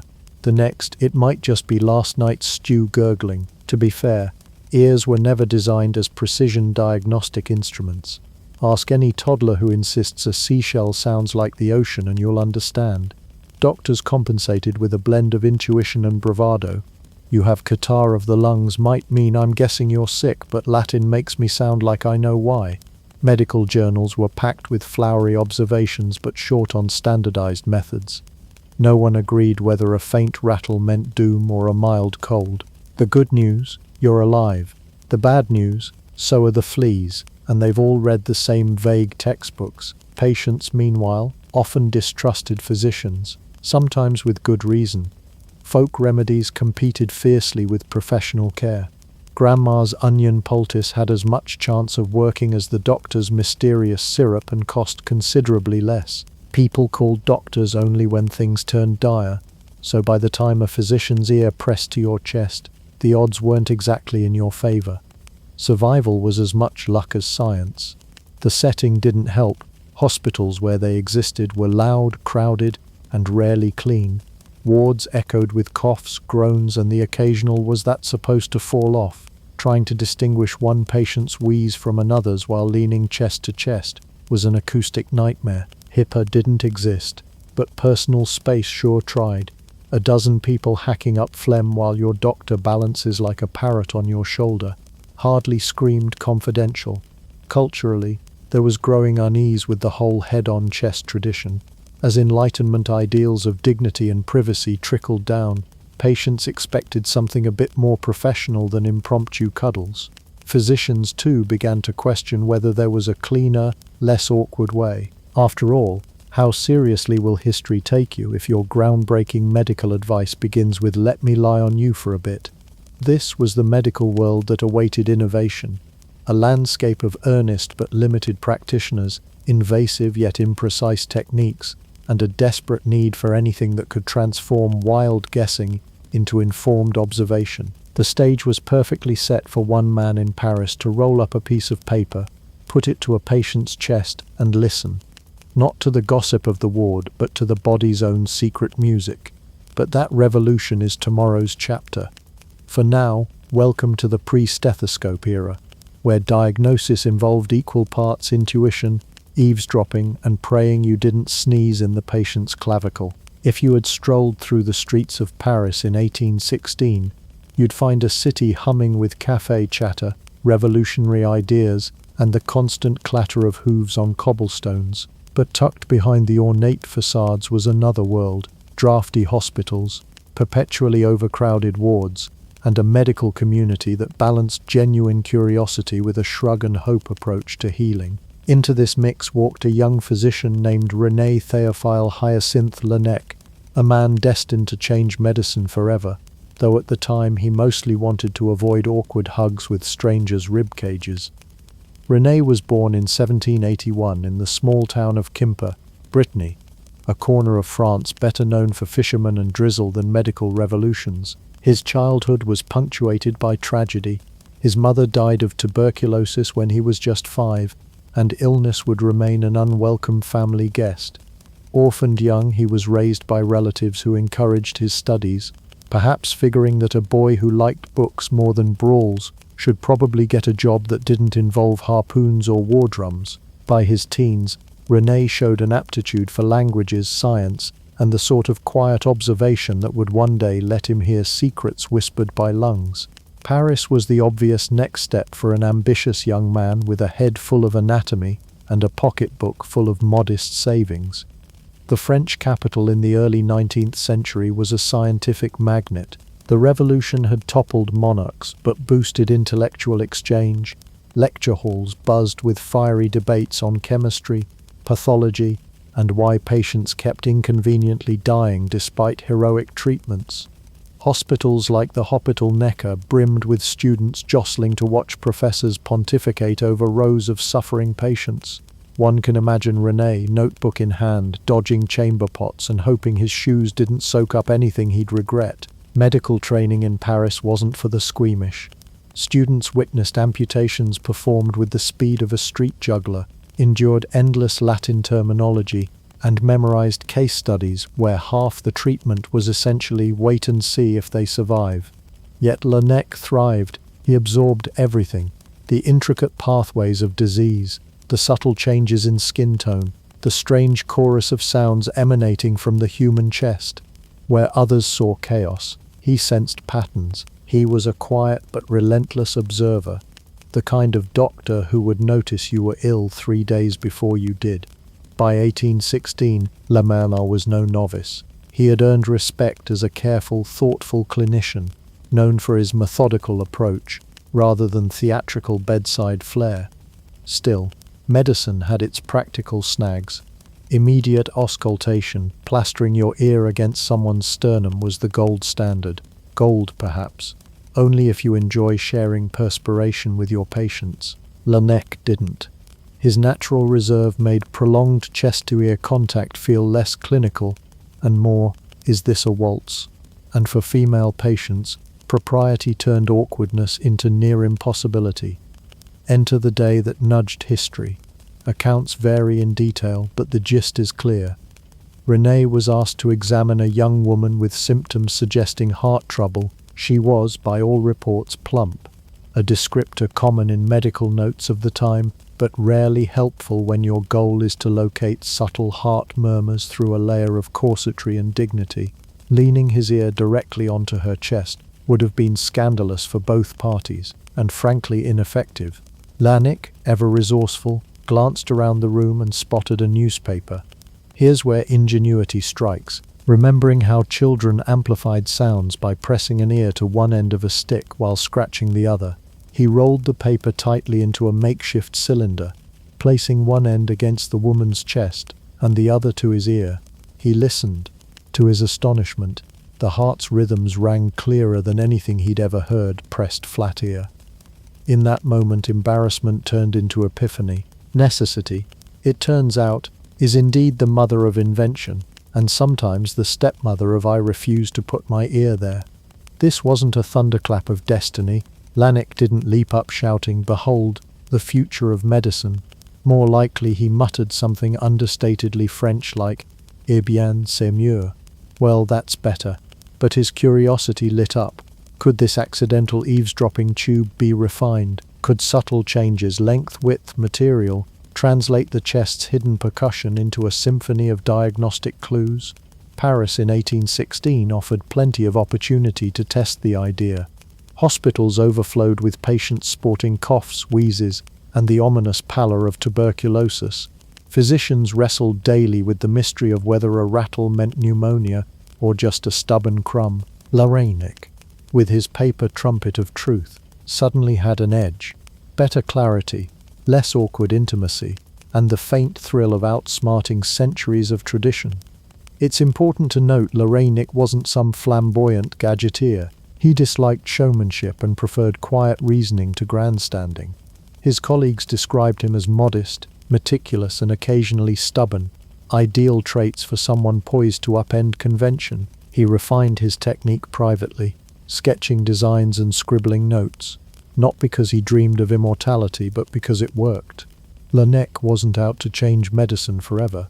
He just wanted fewer chest-to-chest awkward moments. The backdrop to his tinkering was a city alive with contradictions. Paris boasted cutting-edge thinkers, yet clung to outdated remedies. Barbers still doubled as surgeons. Charlatans hawked miracle powders at market stalls. Against this cacophony, Laennec's quiet innovation barely registered at first. But seeds, once planted, have a way of sprouting, especially when watered by necessity, awkward social etiquette, and a good ear for cardiopulmonary gossip. Within months, René would swap flimsy paper for sturdier wood, crafting a more permanent instrument. Yet in that cramped Parisian ward, with one rolled-up sheet of paper, he had already rewritten the script of medical listening. History rarely announces itself with trumpets. Sometimes it whispers through a hollow tube and waits for someone attentive enough to listen. Some of history's greatest breakthroughs arrive with fanfare. Newton's apple, Fleming's mouldy Petri dish, the moon landing. Others show up looking suspiciously like arts and crafts hour. René Laennec's aha moment belonged squarely in the second category. If you had peeked into that Paris ward in 1816, you wouldn't have seen a lightning bolt of genius. You'd have seen a serious young doctor rolling paper like a schoolboy preparing a spitball. And yet that humble tube would end up rewriting how physicians listen to life itself. Laennec's mind, by this point, was marinated in curiosity. He'd spent years steeped in pathology lectures, memorizing how organs behaved when healthy versus when disease crept in. But what plagued him was not theory. It was the clumsy face-to-chest intimacy required to catch even the faintest heartbeat. Parisian etiquette may have been loosening after the Revolution, but nobody was clamoring for a doctor's ear to loiter beneath their collarbone. René had long suspected there must be a better way. He just lacked the right prop. Then came the spark. Strolling across the courtyard of the Hôpital Necker one morning, Laennec reportedly noticed a group of children playing a familiar game. They held a long beam of wood against one wall while another pressed an ear to the far end, giggling at how clearly they could hear tapping or scratching, transmitted through the timber. Anyone else might have shrugged and muttered, "Kids and their noise." Laennec paused. If a wooden pole could ferry a whisper across a courtyard, could a smaller tube ferry the internal gossip of a heart? Physics was quietly on his side. Sound travels better through solids than air. Every builder who's ever been startled by hammering knows this instinctively. The children's game was a crude demonstration of acoustic conduction. To Laennec, trained to weigh evidence with an almost monastic calm, it looked suspiciously like an invitation. He didn't have a carved beam handy, but he had something better, a newspaper and nimble fingers. Back in the ward, facing a young woman with troubling chest symptoms, René made a choice equal parts desperation and inspiration. Rather than risk a blush-inducing ear-to-bosom routine, he snatched the paper, rolled it into a tight cylinder, roughly a foot long, and placed one end gently against her sternum. The other end met his ear. What followed was not a faint murmur drowned by fabric and propriety. It was clear, rhythmic, almost startlingly intimate. The heart spoke. The lungs whispered their turbulent tales. Through a glorified paper towel roll, the body confessed secrets it had kept hidden for centuries. Laennec straightened, eyes bright. He'd expected at best a muffled echo. Instead, he'd stumbled into clarity. World-changing invention, or just a glorified paper towel roll? History says both. The simplicity was laughable. This wasn't clockwork wizardry or chemical alchemy. It was rolled up stationary, acting as a conductor of life. Yet within that moment lay the seed of every future stethoscope draped around a white coat. Importantly, Lanik's brain didn't stop at "that worked." He immediately began asking why. The cylinder funneled sound waves directly to the ear, bypassing air and avoiding the scatter that diluted direct listening. The hollow core, snug and uniform, amplified frequencies too subtle for naked hearing. The patient's dignity stayed intact, the physician's posture unentangled, and accuracy improved. He discovered that eavesdropping on lungs is much better with a prop. For the patient, the procedure felt almost ceremonial rather than invasive. No awkward craning, no apologetic cough as a stranger's hair tickled her shoulder. Instead, there was a neat, almost elegant act, a paper trumpet bridging doctor and diagnosis. Patients, weary of endless poking, recognized the relief immediately. At least he's not using his head as a blanket, one imagines them thinking. What Lanek accomplished in those few minutes was more than convenience. He translated an unmanageable human interaction into a repeatable method. The rolled tube created distance without disconnect, formality without coldness. It also allowed multiple listening points. He could glide the cylinder across ribs and clavicle, mapping murmurs like a cartographer charting a coastline. For the first time, the chest ceased being an opaque mystery and started sounding like a map of pulses and crackles. René, ever the methodical thinker, began experimenting. Different papers, tighter rolls, slight variations in length. Each tweak shifted tone and volume. He scribbled observations, not grandiose claims, but privately. He sensed the door swinging open. This was no passing gimmick. It was a method, a portable, reproducible window into the thorax. To colleagues watching from the side, the spectacle may have looked eccentric. A grown man with his ear to a rolled pamphlet? Paris had seen stranger, yet Lanek's composure made even this oddity seem purposeful. Physics professors later confirmed the acoustics. Tubular structures act as resonators, boosting certain frequencies much like an organ pipe, magnifies a whisper into thunder. Lanek didn't need formal validation to keep tinkering. Each successful use reinforced the obvious. Medicine had been listening wrong for centuries. Direct ear contact muffled nuance. The tube transformed it. Small wonder future generations would enshrine his improvisation as genius rather than gimmick. That initial newspaper tube, crude and perishable, has long since vanished. But in that moment, René transformed the act of diagnosis from physical proximity to acoustic investigation. He didn't yet have polished wood or medical accolades, just a rolled sheet bridging centuries of medical habit and the possibility of real precision. And though he probably returned the paper to a bewildered intern with an absent-minded merci, the reverberations of that simple cylinder would echo across wards, decades, and continents. History loves dramatic origin stories, but sometimes revolution is quiet. No cannon fire, no trumpets, just a physician listening, really listening, and realizing the body had been singing all along. All it needed was a modest tube to make the music audible. If Lanek's first stethoscope looked like a school project accidentally graded by destiny, his next move was pure craftsmanship. Paper worked, yes, but it was temporary, flimsy, and about as professional-looking as diagnosing measles with a party horn. To persuade colleagues, René needed something sturdier, an object that would survive more than 2 patients and didn't risk disintegrating in a sweaty ward. Thus began the metamorphosis from humble scroll to polished icon. After those first euphoric successes, Lanek's scientific instincts kicked in. Rolling paper had given him clarity, but what if better materials could fine-tune the symphony? He set about experimenting like a carpenter moonlighting as a physicist. Wood was the obvious candidate, solid, resonant, abundant, and mercifully immune to ink smudges. In an era where furniture gleamed and violins sang, why shouldn't diagnostics share a touch of artisanal flair? Lanek settled on a simple shape, nothing ornate, just a straight hollow cylinder about 25 centimeters long, wide enough for sound to travel, but slim enough to perch comfortably against a chest. It resembled a baton or perhaps a tiny spyglass minus the intrigue. Some later models flared slightly at one end, more by intuition than blueprint, creating a crude bell to capture low frequencies. He smoothed the edges, ensuring no splinters distracted from the serious business of listening for impending doom. The difference was immediate. Wood transmitted vibrations with far greater fidelity than paper. Heartbeats thudded like deliberate drum beats.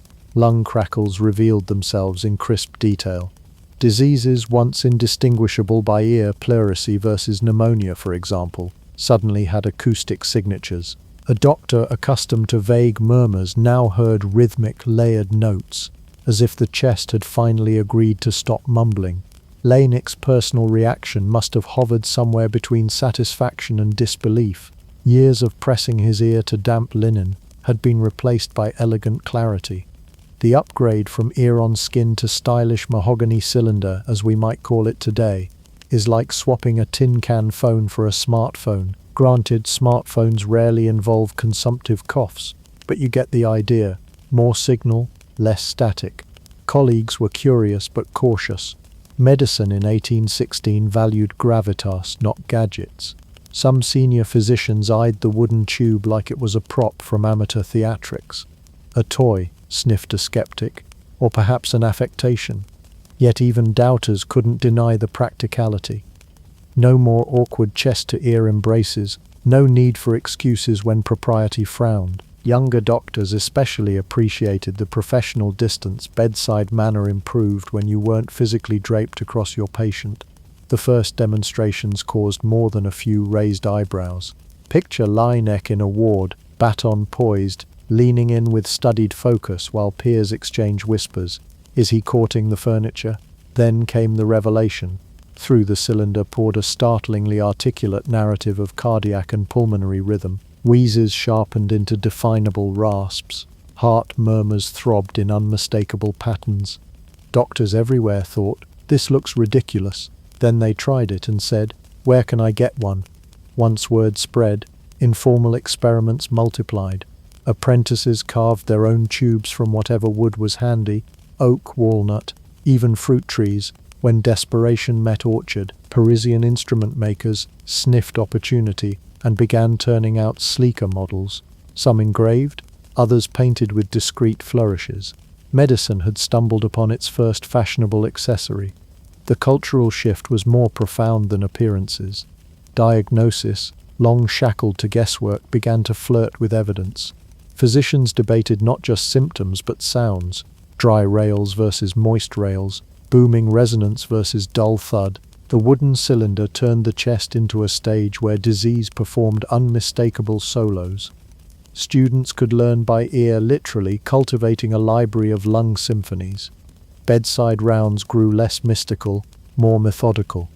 Laennec, ever modest, published detailed notes on construction, length, bore, and bevel, all carefully described so colleagues could replicate results. He wasn't guarding a patent, he wanted validation.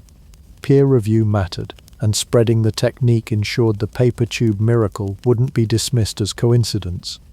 With each reproduced success, skepticism eroded. A few stubborn traditionalists clung to good old-fashioned ears, muttering that tubes were affectations. Yet many found themselves quietly impressed when their diagnostic batting average improved after a single listening session. Aesthetics also played a role. A polished wooden cylinder exuded gravitas absent from paper scraps. Patients perceived it as proper science, not improvisation. In an age when optics mattered, when a gold-headed cane could boost a doctor's reputation, this modest baton signaled seriousness and refinement.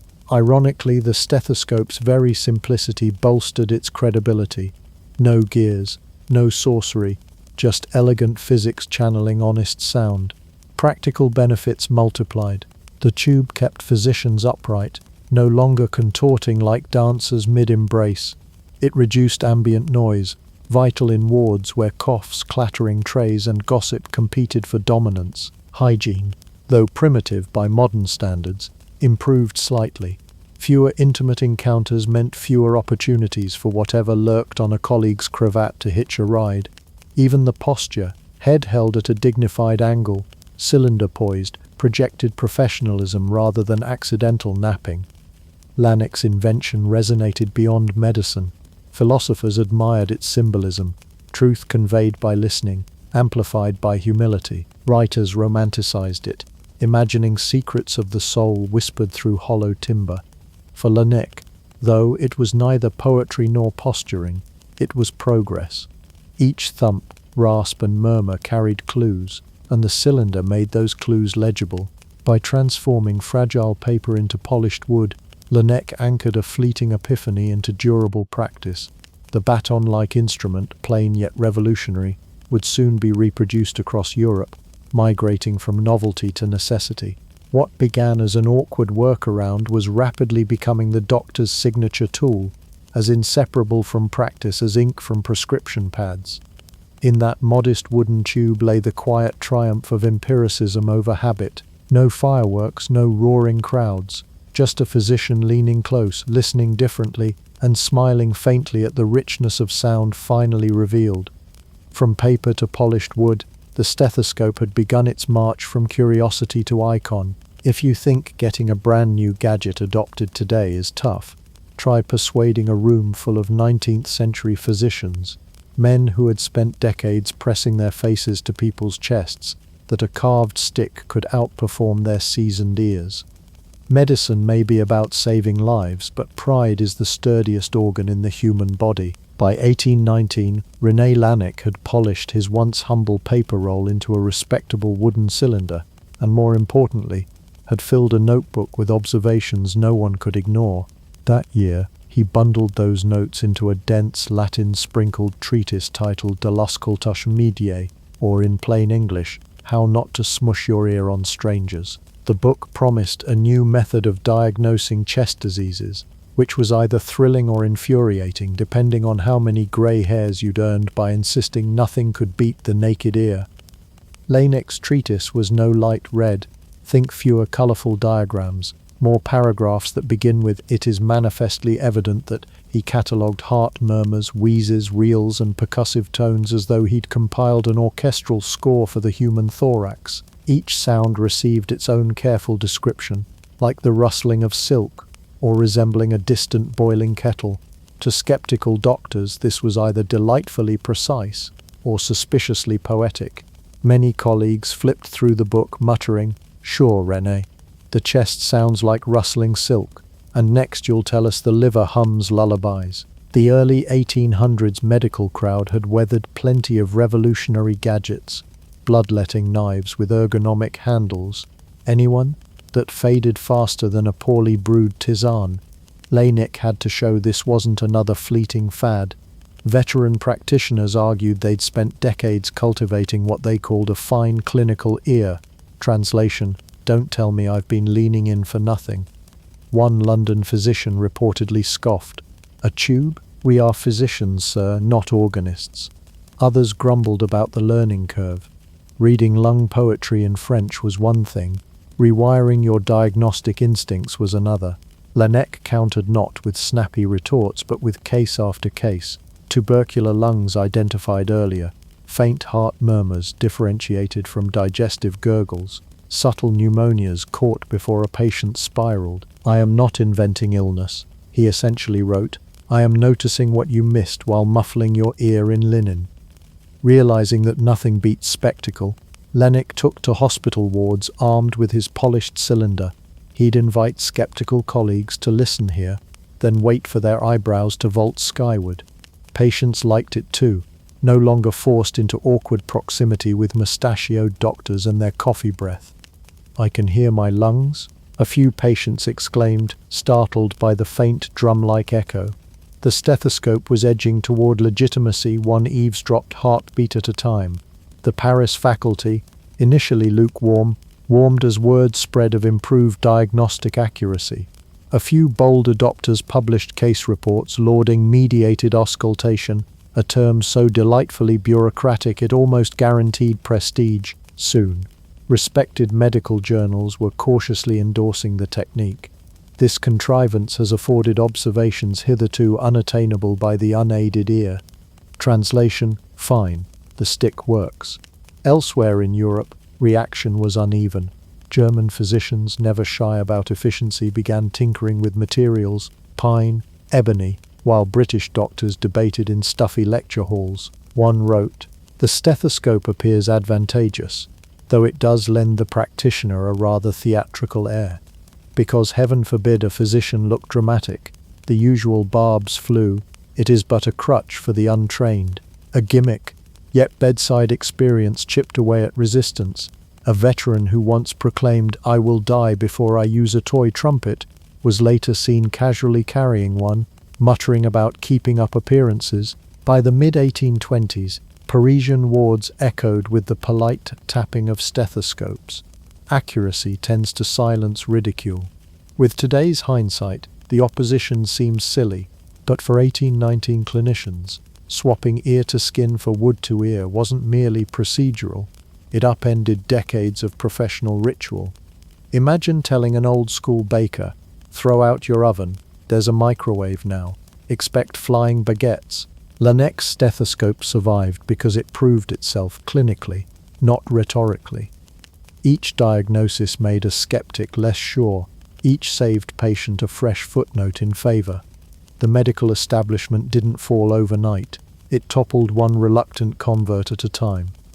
By the mid-1800s, the stethoscope had escaped its humble paper and pine infancy and was busy reinventing itself like an ambitious socialite with an ever-expanding wardrobe. Physicians, freshly convinced that Lanek's cylinder actually worked, began wondering, if one ear and a wooden rod can decode a lung's secrets, what could two ears and a few clever tweaks accomplish? Thus began an age of tinkering, tinkling heartbeats, and a touch of Victorian over-engineering. Wood remained a staple at first, mahogany, cherry, ebony. If it could be whittled, someone made a stethoscope out of it, but the growing appetite for finer acoustics pushed inventors toward ivory, prized not only for its density but also for the unspoken bragging rights of saying, "My medical tool matches my cufflinks." Eventually, the Industrial Revolution piped up with new options, gutta percha, early plastics, and by the 1850s, thin rubber tubing. Suddenly, the stethoscope no longer had to be a straight wand. Flexible arms and Y-shaped bifurcations sprouted like vines in a very nerdy garden. Enter the binaural stethoscope. 2 earpieces, 1 chest piece, and a design that essentially told monaural models, "Step aside, we're stereophonic now." The logic was simple. Humans have 2 ears, why bench 1? Early adopters raved about clearer heart tones, sharper respiratory wheezes, and the delightful absence of tilting your head sideways like an inquisitive pigeon. One doctor in Edinburgh famously quipped, "The murmurs speak as plainly as an impatient spouse." 2 ears were indeed better than 1, especially when the heart murmur was whispering secrets. This was also the moment when medical acoustics went from guesswork to something approaching science. Heart sounds that once blended into a dull lub-dub soup, now separated like instruments in an orchestra pit. Physicians distinguished systolic from diastolic murmurs, traced subtle differences between bronchial and vesicular breath, and even timed irregular beats with newfound precision. Pneumonia, tuberculosis, pericardial rubs, each became an audible chapter in the thoracic storybook. Medicine leveled up from "I think" to "I can actually prove it makes a funny noise." The design race intensified. English physician Arthur Leard unveiled an early binaural prototype in the 1850s, but George Kamen in New York refined it into the first commercially successful model by 1852. Kamen's version offered metal ear tips, adjustable tension, and a chest piece shaped like a tiny drum, essentially the Victorian iPhone of auscultation. Across Europe and America, enterprising doctors experimented with brass fittings, silver bands, and lengths of tubing long enough to resemble a musical instrument. If a patient flinched at the sight, the doctor might grin and declare, "No, I will not be playing a sonata unless your lungs insist." Materials told their own story of technological optimism. Ivory faded as ethical concerns and cost rose, replaced by hard rubber, gutta percha, and by century's end, early forms of molded plastic. Flexibility mattered. Longer tubing allowed a physician to stand a comfortable arm's length away. vital when treating contagious diseases or frankly pungent farm injuries. Hospitals started bulk ordering models, each subtly customized thinner tubes for pediatric wards, sturdier brass-ringed heads for the battlefields of the Crimean War. Meanwhile, the language of auscultation grew more sophisticated. Medical texts published fresh taxonomies of rails, ronchi, and gallops, complete with metaphors worthy of a poet laureate of lungs. Like the crackling of salt in a fire, one manual mused, describing early pneumonia. To the layperson, it was all mystery. To a trained ear wielding a binaural stethoscope, it was practically Morse code from the alveoli. Students, once condemned to hunch awkwardly over cadavers or jostle for a single-ear listen, now had personal devices to train with. Some professors even staged stethoscope listening bees, quizzing apprentices on the difference between pleural friction rubs and cardiac clicks. Passing meant professional pride. Failing meant another semester of squinting at sputum and pretending you heard something faint.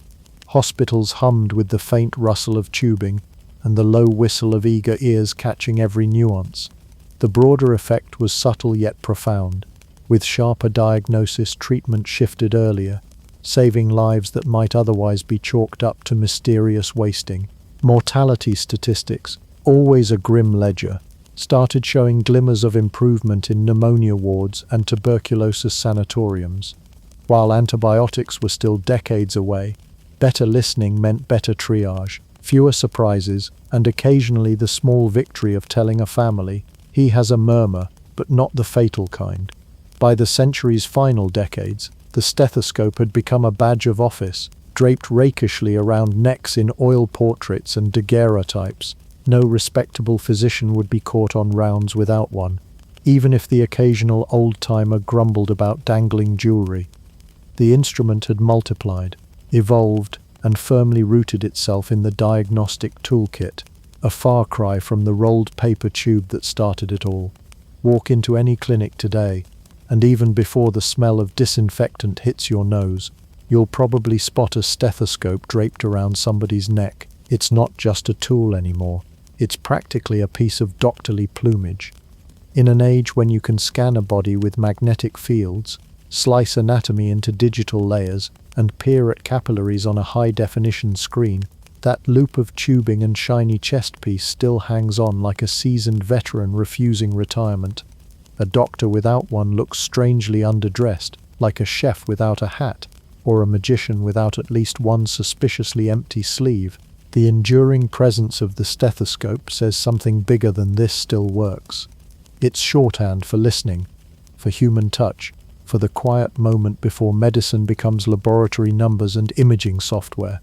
A physician placing a stethoscope on a patient's chest signals care. I'm hearing you, literally. For all the progress in blood panels and gene sequencing, patients still relax when the doctor leans in with the familiar tubing. There's an intimacy in that hush as the heartbeat thuds into the earpieces. A reminder that even when medicine scales to supercomputers, healing starts with noticing life's simplest rhythms. Laennec, were he to stroll through a modern ward, might blink at the fluorescent lights, the wall-mounted monitors, and the never-ending cascade of beeps, but he'd recognize the ritual instantly. White coats bending close, tubing looped like a medal, heads tilting to catch the syncopation of life under the ribs. He'd probably grin at the variety. Pediatric models decorated with cartoon animals, digital stethoscopes that record audio, Bluetooth versions that email your lungs to the cloud. But the essence? Unchanged. Paper tube or polymer, it's still about hearing what the body whispers before it screams.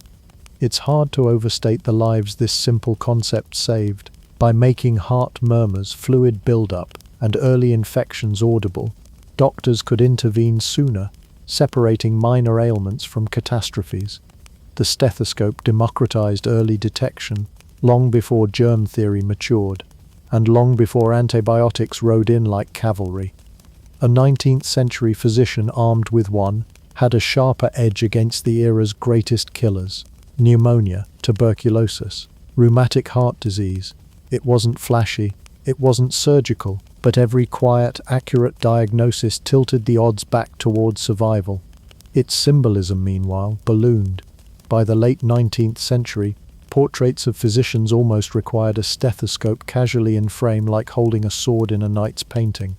The device conferred seriousness, competence, and a whiff of almost mystical insight.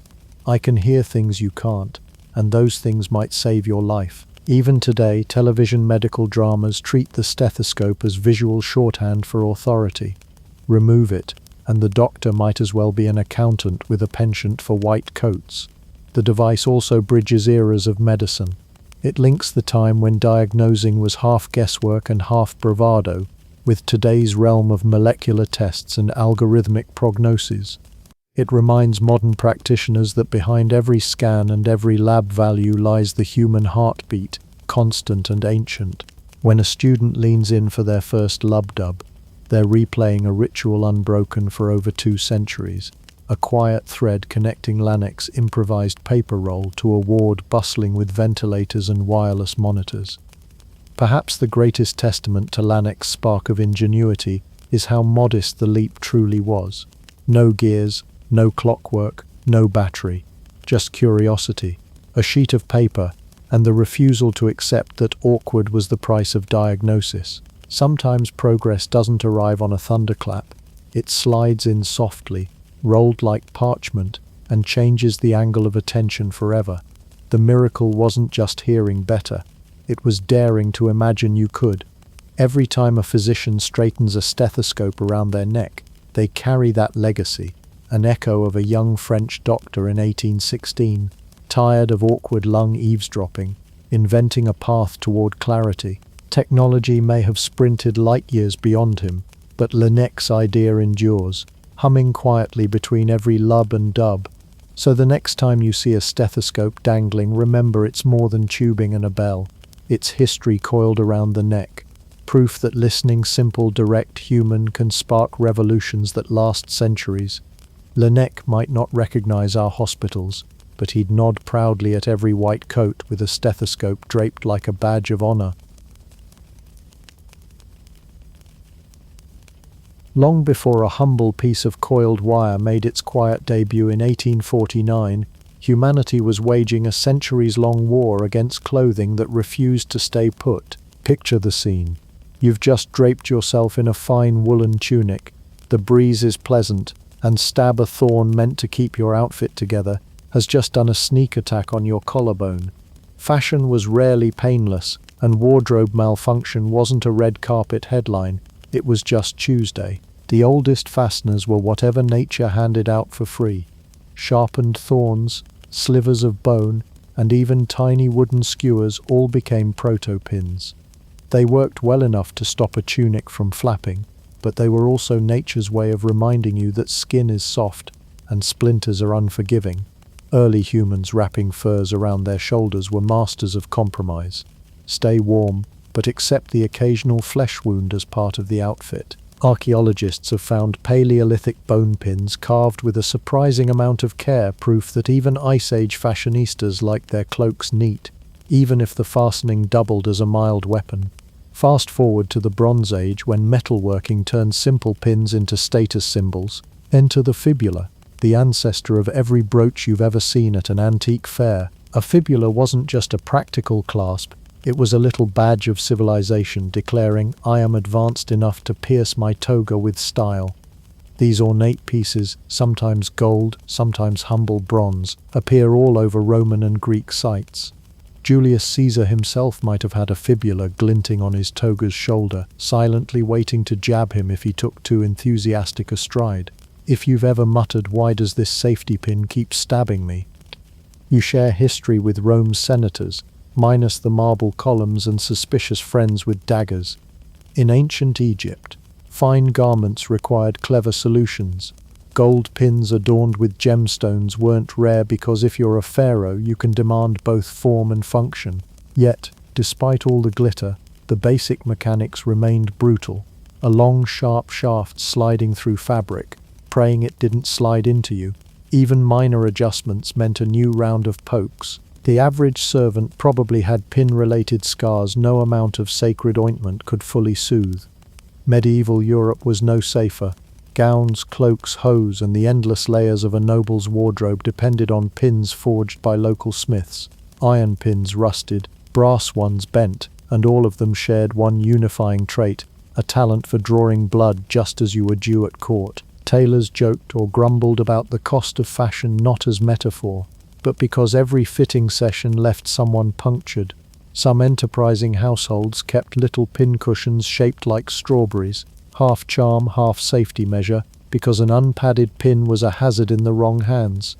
For peasants, fastening meant pragmatism over luxury. A sliver of bone, a sharpened twig, or a bit of cord twisted tight, anything to keep a tunic from unraveling while you harvested grain. If the garment loosened mid-swing, tough luck. Dignity was less important than finishing the field. Medieval manuscripts occasionally show figures clutching cloaks as if to say, "One gust of wind and I'm an accidental exhibitionist." The stakes were real: exposure, embarrassment, and an unexpected nickname in the village.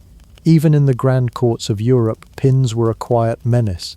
Queen Elizabeth I's elaborate gowns required hundreds of straight pins, each hand-forged and none capped. Attendants worked carefully, but one wrong movement, and the Virgin Queen was less worried about Spanish plots than an iron spike lodged against royal skin.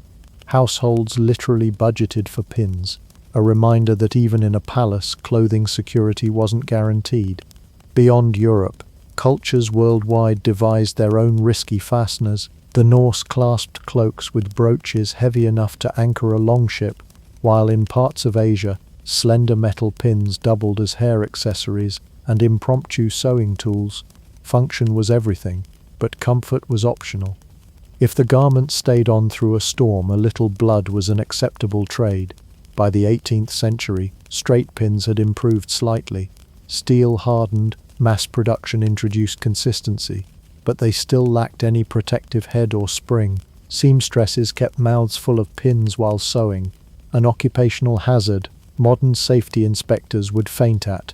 Babies, wriggling in swaddles, occasionally wriggled straight into a pinprick, and every dresser knew the dread of fumbling for a clasp in poor light, half expecting to spear themselves before breakfast. The everyday anxiety of fastening clothes explains why the arrival of a truly safe pin felt miraculous. Generations had endured death by wardrobe, from Ice Age pelts to Renaissance ruffs, each jab a whispered plea for something better.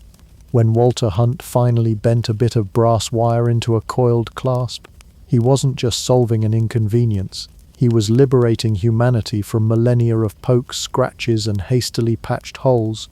Until that moment, the world's sartorial history was a timeline of bloodied fingertips and resigned shrugs. So if you've ever been stabbed by your own outfit, congratulations, you're keeping ancient tradition alive, one accidental puncture at a time. Hunt's little spring-loaded marvel was still decades away, but the longing for painless fastening had been baked into civilization since the first fur wrap slid off a hunter's shoulder. Sometimes the simplest modern comfort, a safety pin, feels like sorcery when you've seen the chaos that came before. If the safety pin had a godfather, he was a New Yorker with an untidy desk, an untidier financial record, and a knack for turning idle fiddling into world-changing gadgets. Walter Hunt didn't stride into history wearing a laureled crown of invention. He shuffled in, pockets jangling, half embarrassed that yet another one of his little ideas might pay next month's rent. His resume was a patchwork of inspiration and procrastination, proof that genius sometimes looks less like Thomas Edison's laboratory and more like a man muttering, "Well, let's see what happens if I bend this wire." Born in 1796 in the rural quiet of Martinsburg, New York, Hunt grew up in a world where tinkering was survival. Farm tools broke, furniture wobbled, winter drafts demanded clever sealing, necessity trained quick hands. He had a respectable education for the time, but his real classroom was every squeaky hinge and leaky pail begging for a fix.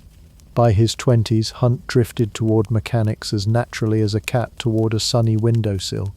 He didn't aspire to fame. He simply liked making things work better. New York City in the early 19th century was a rattling symphony of growth. Horses clattering over cobblestones, hawkers shouting, steamships exhaling at the docks. Hunt arrived amid that clamor. armed with practical skill and chronic curiosity. A man of restless hands, he saw potential in every idle object. A loose spring on the workshop floor wasn't scrap, it was a puzzle.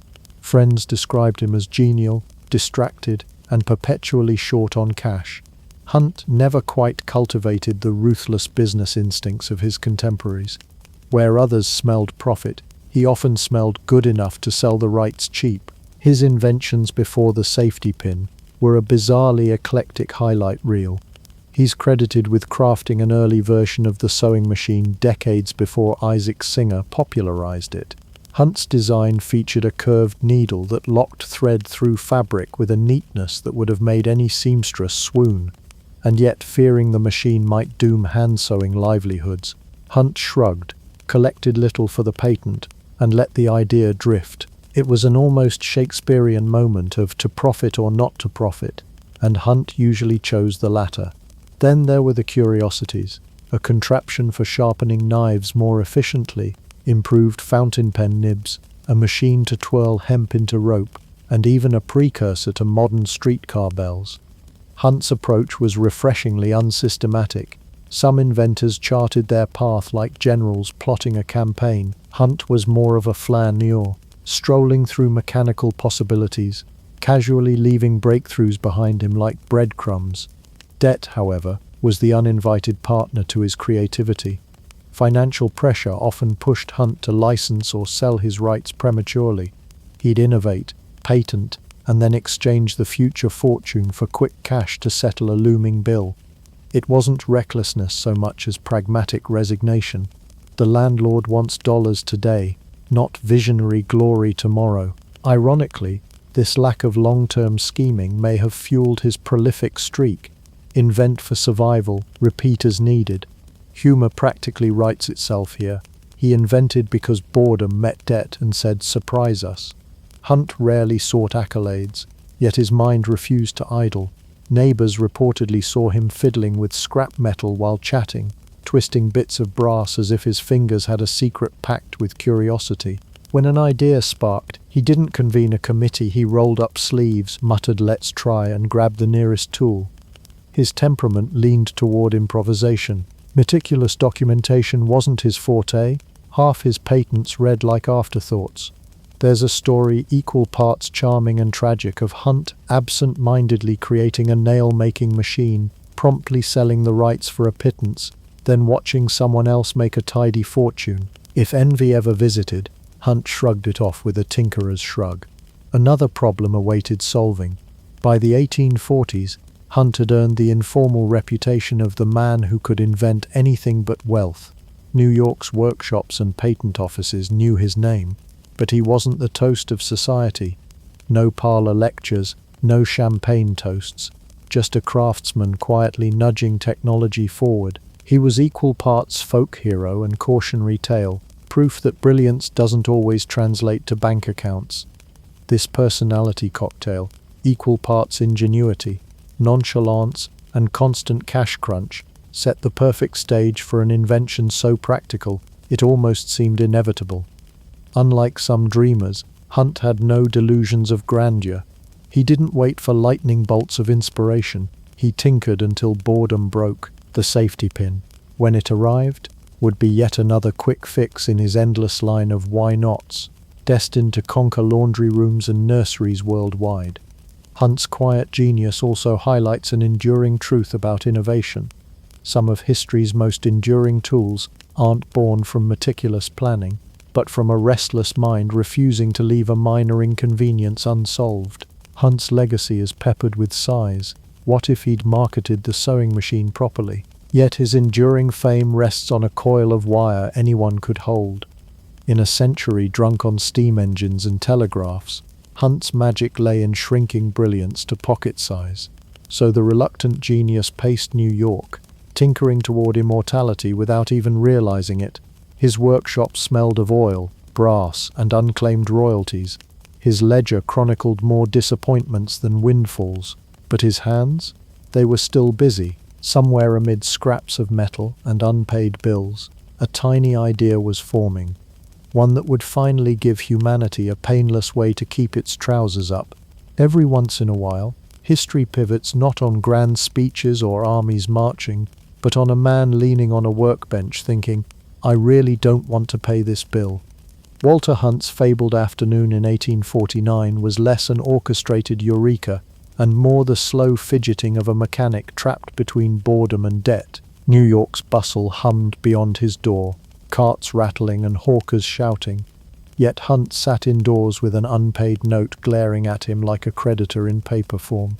The amount, $15, a sum modest in hindsight but pressing when your wallet echoes like an empty drum. Hunt had plenty of debts before and after, but this one apparently demanded immediate appeasement.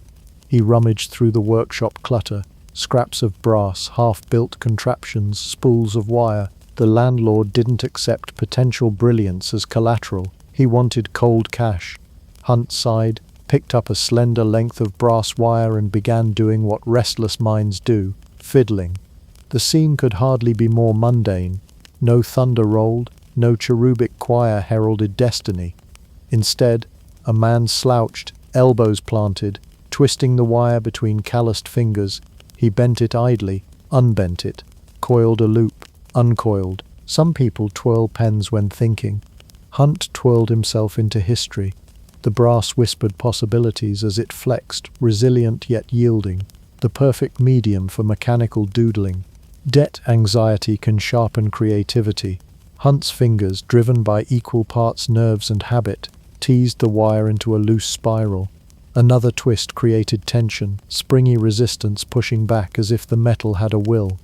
He shaped a curve, folded one end back, bent a clasp-like turn. The simple coil stored energy, eager to snap if released. Hunt paused, eyebrow raised. Here, in his hand, was a tiny mechanism begging for purpose. One can almost hear his inner monologue. Interesting. It wants to spring, could hold something, but also it bites. That bite had foiled every previous attempt at fasteners. Pins pierced, hooks slipped, thorns snapped. Hunt's fidget revealed a way to hide the sharp point under tension, shielding fingers and fabric alike. The coil spring wasn't mere ornament. It acted like a lock, keeping the clasp closed until deliberate pressure freed it. In bending metal to distract himself, Hunt had bent history's arc towards safer wardrobes. The irony, Hunt hadn't set out to revolutionize clothing fasteners. He wanted $15. Yet this tiny flash of insight turned idle play into a mechanical poem. Unlike elaborate sewing machines or telegraphs bristling with parts, this invention needed no fuel, no gears, no instructions longer than push, pin, relax. The genius lay in elegant inevitability. Picture him lifting the prototype, still crude, wire ends uneven, coil lopsided, and testing it against fabric scraps littering the bench. Press the point, slip it through cloth, let go, snap. The clasp swallowed the tip like a snake returning its fangs. No prick, no slipping. Hunt chuckled, perhaps muttering, well, that works. The problem of accidental impalement vanished under a simple spring's tension. Hours blurred as he refined the shape. He trimmed the wire to manageable length, curved the clasp neatly, adjusted the coil so it neither popped open too easily nor resisted too fiercely. Each tweak transformed idle fidgeting into deliberate engineering. The motion became rhythmic. Twist, test, pinch, smile. Outside, the city's commerce surged. Inside, one man quietly solved a nuisance humanity had endured since tunics met needles. What's striking is how unglamorous the birth was. Modern innovation stories love drama. Newton's apple, Archimedes' bath. Hunt's breakthrough happened in stillness, with no witnesses but dust motes dancing in afternoon light. Chance collided with necessity, and procrastination pulled up a chair. The safety pin emerged not from a research grant or university lab, but from a workshop cluttered with yesterday's failed ideas and tomorrow's forgotten ones. Humor thrives here. Imagine explaining to future generations that civilization's great leap in fastening came from a man too restless to sit quietly with overdue bills. Some people escape anxiety by cleaning. Hunt built the wardrobe's guardian angel. The modesty of it is delicious. centuries of impaled fingertips undone by absent-minded twirling. By evening, Hunt's pocket held more than a bent wire. It held a proof of concept, a solution wrapped in brass simplicity. He didn't know if it would sell, but the potential was obvious. Seamstresses would no longer hiss in pain. Parents could secure diapers without mini-stabbings. Soldiers could fasten torn tunics in camp. In an era worshipping industrial grandeur, Hunt's device whispered, "Small is mighty." The lesson? Innovation rarely announces itself with trumpets. Sometimes it tiptoes in on the edge of unpaid rent and a bored mind's curiosity. Hunt had wrung utility from monotony, molded comfort from creditor-induced panic. The world would soon call it the safety pin. Hunt likely called it enough to settle the bill. And so the idle afternoon faded into dusk, leaving on the workbench a coil of brass destined for sewing kits from Paris to Peoria. Hunt's genius wasn't thunderclap brilliance. It was a quiet readiness to see possibility in fidgeting fingers. A man sought $15. Humanity gained painless fastening. The magic of the safety pin lies not in a dozen moving parts, nor in some mystic alloy smelted by alchemists. It's a single strand of brass coaxed into behaving politely. Walter Hunt's stroke of genius wasn't merely bending wire, it was teaching it manners. Once he had that first crude coil, the real artistry began trimming, adjusting, and giving shape to what would become an unsung masterpiece of mechanical elegance. Let's break down what he held in his hand. Imagine a wire about 3 inches long, one end sharpened just enough to pierce fabric, the other curled into a loop, the middle twisted into a tight spiral. That spiral is where the alchemy lives. It's a mini spring, storing tension like a coiled snake. When the pin is closed, the spring pushes the point into a clasp at the far end. Unlike a plain needle that just lies in wait for your thumb to wander too close, this contraption self-guards. Pressing against the spring opens it, releasing lets it snap shut. To the layperson it's simple. To an engineer it's a pocket-sized sonnet on force, leverage and restraint. The spiral isn't decoration, it's the energy reservoir, ensuring that once the point slides home, the clasp holds tight with a satisfying click. The bend at the clasp isn't random either. Hunt angled it so the point is tucked behind a little shield of its own metal body.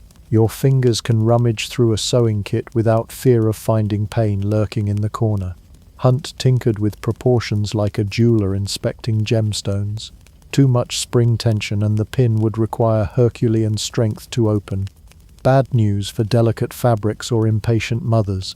Too little, and the pin would flop loose, defeating its very name. Hours likely passed as he teased the perfect balance, taut enough to stay shut in a child's wriggling hands, forgiving enough to open without summoning a blacksmith. What elevates this from bent wire to invention is foresight.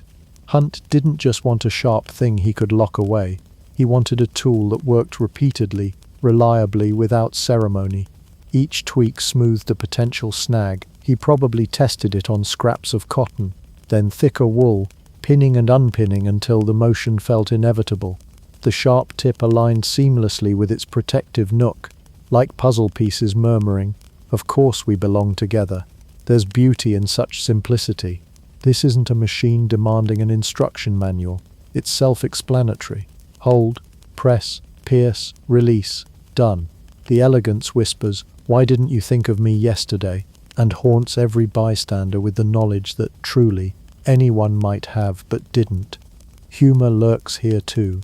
Hunt effectively engineered mercy for fingers everywhere. Generations of seamstresses had cursed the humble straight pin, a necessary evil of garment work.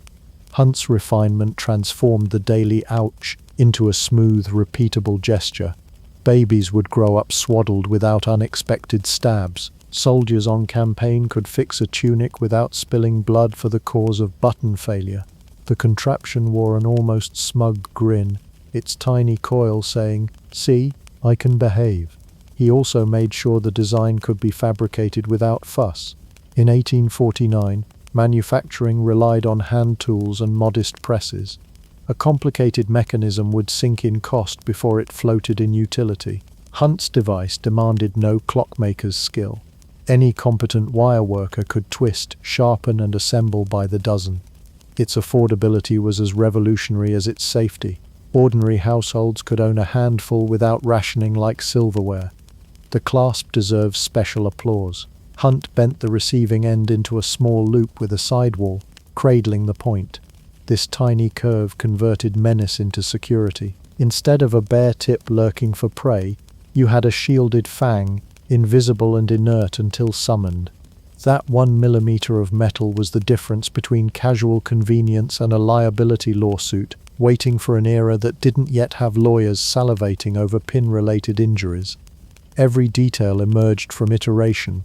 The coil's diameter, the wire's gauge, the angle of the clasp, they're the fingerprints of an inventor chasing not grandeur but grace. Hunt's earlier sewing machine had parts aplenty. The safety pin distilled functionality into a minimalist haiku. It doesn't brag, it doesn't rattle, it just works, quietly, ceaselessly, with a mechanical humility that endures centuries. Consider the moment Hunt first slid the finished prototype into fabric, released his thumb and watched the point disappear beneath its own guard. No sting, no slipping, just a soft metallic there. That satisfaction was worth more than the $15 debt it aimed to extinguish. He had created something that transcended its modest birth, a small pledge that humanity need not suffer the slings and arrows of outrageous pins forever. In an age enthralled by steam locomotives and telegraph lines, Hunt's masterpiece was a study in understatement. No brass whistles, no hissing boilers, just one hand's worth of ingenuity tamed into perpetual service. People speak of light bulb moments, but Hunt's was more of a slow grin as the wire obeyed his whims. The safety pin's elegance is why it survived unchanged. Later manufacturers might alter material or polish, but Hunt's geometry remained untouched, a skeleton so perfectly proportioned it laughed at improvement. Simplicity proved immortal. Thus, out of idle bends and quiet thinking emerged a mechanism worthy of every tailor's gratitude. No lectures, no manifestos, just a coil of wire performing daily miracles in silence. Hunt's brilliance was not in flamboyance but restraint, knowing when enough was exactly perfect. The great irony of Walter Hunt's most beloved invention is that its real fortune skipped out the back door before he could even close the workshop window. After perfecting his clever clasp of coiled brass, Hunt was still staring down that pesky debt and a pile of unpaid obligations that made the safety pin look like a luxury problem. The safety pin's origin story is pure serendipity. Its business story is pure 19th century reality where legal paperwork mattered as much as inspiration, and a few $100s today could blind you to the thousands tomorrow. The timeline was brisk. With his prototype proven, Hunt filed for a patent in April of 1849, a process that required only a simple description and a clean diagram. US patent law was still young and relatively approachable. A single inventive citizen with $30 in filing fees could stake a legal claim. Hunt dutifully sketched his coil and clasp, penned a description that read more like a mechanic's note than a Madison Avenue pitch, and sealed his place in the ledger of American inventors. The patent issued as number om sobradria the was the welter is 281, a number that now gleams in trivia nights but at the time barely stirred a ripple in the marketplace. For Hunt, the paperwork was less about long-term royalties and more about an IOU to reality. Secure the legal right, flip it, pay the bills. He approached a businessman willing to buy the exclusive rights for 4 crisp $100 notes, enough to retire the immediate debt and perhaps treat himself to a modest dinner that didn't involve haggling. $400 in 1849 wasn't nothing. It equaled months of rent or the cost of a serviceable carriage horse. But compared to the tidal wave of pins soon to roll off assembly lines, it was a child's sandcastle before the incoming surf. Why such haste? Hunt was by nature a pragmatist. He lacked the appetite for distribution deals, factory negotiations, and the relentless hustle required to seed a product nationwide. New York was brimming with men who thought nothing of hiring a workshop full of teenagers to churn out thousands of units a day. Hunt preferred the workshop over the boardroom. Give him a coil of brass, not a ledger. In his mind, the patent sale closed a chapter, debt extinguished, creditors mollified, conscience clear, humor clings to the moment. He solved wardrobe chaos, but not his own wallet's woes. Somewhere in an office, the buyer likely pinched the bridge of his nose to hide a smirk, already envisioning sewing kits across America bursting with little brass miracles. Hunt, meanwhile, ambled home satisfied to have escaped yet another brush with insolvency, unaware that he had just handed over a golden goose for the price of a few feathers. Patent law of the era lacked the corporate polish of later decades. There were no aggressive licensing teams, no armies of lawyers defending infringement. Success often hinged on manufacturing muscle, distribution channels, and a bit of carnival barking. An invention alone didn't make you rich, selling it at scale did. Hunt's buyer, now armed with sole rights, wasted no time commissioning production. Wire workers fashioned coils by the dozen, then hundreds, as newspapers began whispering about a new fastening device, safer than a pin, swifter than a hook. The market response was swift. Households embraced the gadget, seamstresses applauded, and even the burgeoning textile industry saw efficiency gains. Factories poured brass into streams of shiny clasps. Retailers priced them low enough that even frugal families could stock sewing kits like candy jars. Each one cost a fraction of a cent to produce and could be sold for pennies, a margin so comfortable it made the $400 patent deal look almost comically short-sighted. Hunt's personality never really tuned itself to regret. He had done this dance before: invent, sell rights, move on. A decade earlier, his sewing machine, years ahead of Isaac Singer's juggernaut, had slipped from his grasp in similar fashion, lost to hesitation and a desire to avoid displacing seamstresses.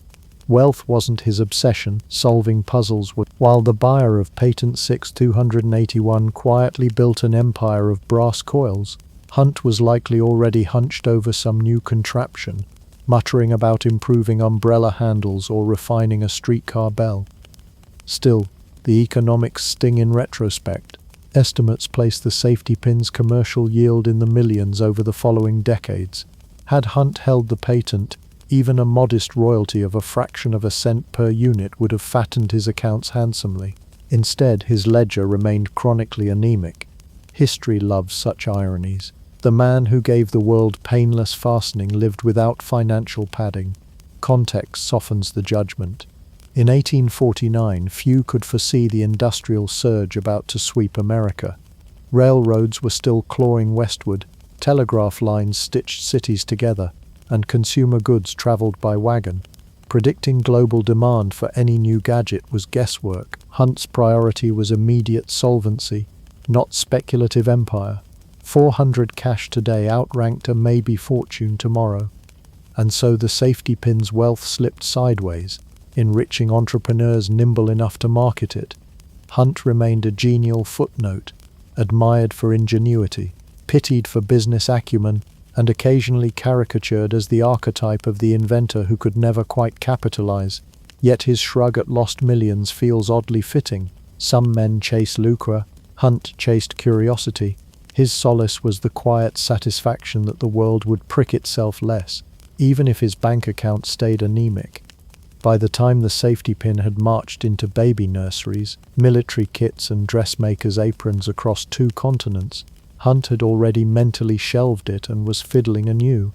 A line of brass and a coil of spring tension had bought him temporary peace, nothing more. For history, though, it's a cautionary tale.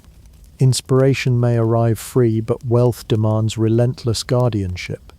If the last part was about a man surrendering fortune, this part is the story of a gadget taking over the planet like an unassuming brass conqueror.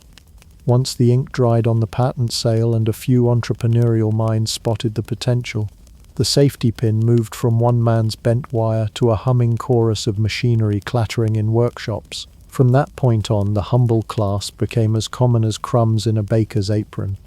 Within a year of Walter Hunt's 1849 patent, small machine shops in New York and Philadelphia began experimenting with ways to mass-produce his clever design. Bent wire was simple enough for hand assembly, But consumer demand had no patience for artisanal pacing. As industrial presses and cutting dies improved, a single operator could churn out thousands of pins a day. Brass wire, once wound painstakingly by hand, began unspooling through rollers that clipped, coiled, and crimped with mechanical precision. By the 1850s, safety pins no longer trickled into sewing kits, they flooded them. The 19th century was tailor-made, pun absolutely intended, for such a device. Textiles were booming, cotton gins spat out raw fibre, mills in Manchester and Lowell roared day and night, and global trade ensured garments moved farther and faster than ever before. In households from Boston to Bordeaux, repairs were constant. Hemlines frayed, shirts lost buttons, babies wriggled like miniature acrobats. The old methods, straight pins, rough stitching, awkward ties, suddenly looked as outdated as a quill pen at a telegraph office. The safety pin offered speed, reliability, and most importantly, no spontaneous stabbing. Hospitals and field medics quickly saw the appeal. Surgical linens, bandages and temporary dressings required fast, secure fastening. Straight pins on a battlefield? That was a recipe for infection before germ theory even earned its Nobel. Safety pins, with their covered tips, minimized accidental punctures and kept dressings in place under the chaos of movement. By the American Civil War, crates of pins accompanied medical kits, wedged between rolls of lint and bottles of laudanum. The little clasp may have saved more sanity than morphine. In domestic life, the spread was just as rapid. Children's garments of the 19th century were notorious for sagging, drooping, and requiring constant attention. Enter the safety pin. Mothers across the industrial world suddenly possessed a tool to cinch, clip, and adjust. Diapering in particular underwent a quiet revolution. Previously, cloth diapers relied on folding wizardry and prayers. Safety pins turned chaos into competence, keeping squirmy infants wrapped tight without parents fearing accidental impalement. By the 1870s, nursery pins became a distinct product line, often larger and ornamented with cheerful plastic or enamel heads. Global trade flung Hunt's idea far beyond Manhattan. Merchant ships leaving New York carried crates of pins alongside bolts of fabric, kerosene lamps, and crates of apples.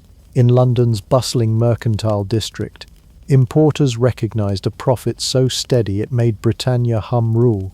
Britannia with a pocket full of change.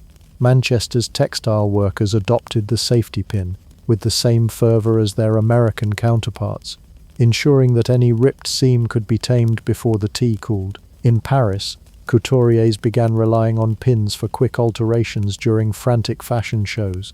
The device's plainness was forgiven because it saved precious silk from hasty stitching. Humorists quipped that fashion waits for no seamstress, but she will wait for a pin. Asia and the colonies followed swiftly. Missionaries in India handed out pins alongside religious tracts, partly to win hearts and partly because pinning a sari temporarily was easier than explaining Western needlework. By the dawn of the Meiji period, Japanese artisans produced their own interpretations, integrating delicate filigree heads and even lacquer finishes, proving once again that Japan could refine anything, even brass bent into a spiral. In Africa's colonial outposts, traders hawked safety pins as civilized fasteners, though local ingenuity often saw them repurposed for fishing gear or jewelry. The device's adaptability was its passport, simple enough for anyone to copy, indispensable enough that everyone wanted one. Manufacturing innovation also galloped ahead. By the 1880s, automated stamping and bending machines could feed on miles of brass wire and spit out finished pins with scarcely a human touch. Advertisements crowed about no-prick fasteners and gentleman's friend, touting durability and hygienic safety. Catalogues like Sears, Roebuck & Co. listed pins by the gross, sold at prices so low that households could hoard them like squirrels with acorns. It was said that by 1900, every Kansas farmer and Paris seamstress could fish a safety pin out of a drawer without breaking a sweat. Military uniforms gained a quiet ally as well. From Prussian drill fields to British colonial garrisons, safety pins found themselves tucked into belt pouches ready to reattach errant insignia or tighten a trouser seam. Soldiers developed a grudging affection. A tool that could patch your kit and open a stubborn sardine tin was worth its weight in beer tokens. Folk songs even cropped up joking that a pin holds an army together better than orders. Hyperbole? Maybe, but the sentiment spoke volumes about its ubiquity. The device's universality reshaped domestic habits. Needlework guides shifted tone. Where once chapters detailed emergency stitches, newer editions breezily advised a pin suffices until mending day. Traveling salesmen carried pins as easy goodwill offerings, knowing no household refused them. Immigrants crossing the Atlantic tucked a handful in trunks alongside family Bibles and iron skillets. Across oceans, social classes and climates, the brass coil transcended borders with no passport stamp required. By the turn of the century, the safety pin had achieved something rare: anonymity through omnipresence. It was so common that it vanished into the scenery, the kind of tool no one thinks about until it isn't there. Much like matches, teaspoons, or shoelaces, it entered that sacred category of objects silently expected in every drawer. Industrialists made tidy fortunes, but for ordinary people the gain was subtler. Fewer pricked fingers, fewer wardrobe catastrophes, and a small but real easing of daily life. The humor writes itself. An empire of brass was forged from one man's absent-minded fiddle. By 1900, the globe was stitched together not just by steamships and telegraphs, but by tiny coiled guardians clipped to diapers, dresses, and regimental coats. Somewhere, Hunt's ghost might have chuckled ruefully.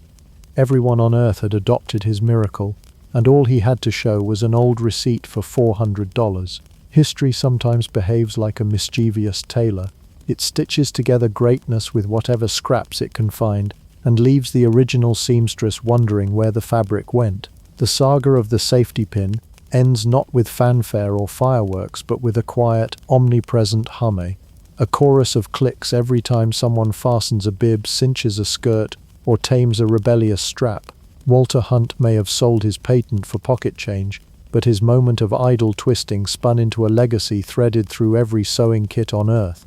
The enduring miracle of the safety pin is its stubborn refusal to retire. We live in an age of Velcro sneakers, magnetic clasps, and zippers that could probably survive re-entry from low orbit. Yet that coiled brass sentinel still rattles in drawers, waiting patiently for wardrobe chaos. Why? Because simplicity outlives fads. A pin doesn't need electricity, replacement parts, or a 6-page manual written in 4 languages. It just needs a willing thumb and a problem worth poking. Its genius lies in doing one job perfectly, without complaint or calibration. There's also a sly comfort in holding one. Pick up a safety pin and you cradle a lineage stretching from Hunt's Manhattan workshop to every battlefield medic, seamstress, and exhausted parent since. Its history rendered in miniature, proof that world-changing inventions aren't always forged in marble laboratories or unveiled beneath velvet curtains. Sometimes they emerge from fidgeting fingers trying to stall a debt collector. That irony alone could make a poet chuckle. A lazy afternoon produced a sharper legacy than some lifetimes of striving. Culturally, the safety pin has slipped into symbolism far beyond diapers and hems. Punk rockers adopted it as an emblem of rebellion, skewering jackets and earlobes alike to announce a refusal to conform. Activists in different eras have used the tiny clasp as a badge of solidarity, pinning it visibly to signal allyship in turbulent times. It has crossed decades like a tiny brass diplomat, equally comfortable holding lace on a christening gown or dangling menacingly from a leather vest. The same coil that soothed a fussy infant in 1870 can sneer from a stage amp in 1977. Few inventions wear that many costumes. From a technological perspective, the safety pin mocks our obsession with innovation. Silicon Valley may churn out apps that vanish in a fiscal quarter, but this little twist of wire endures. Engineers have tried to improve it, adding plastic guards, novelty heads, ergonomic grips, but the core design remains virtually unchanged since 1849. That's not stagnation, that's perfection achieved on the first swing. When a mechanism solves its problem so elegantly, fiddling is vanity. A Ferrari may be faster, but a well-placed safety pin will still fix your busted zipper mid-commute. Reflecting on Hunt's personal fate brings the blunt irony into sharper focus. He cleared his debt and missed a tidal wave of wealth. Manufacturers minted fortunes, pins marched into every household, and Hunt tinkered on, inventing more curiosities but rarely striking the same cultural vein. Some biographies paint him as indifferent, more interested in solving puzzles than hoarding profit.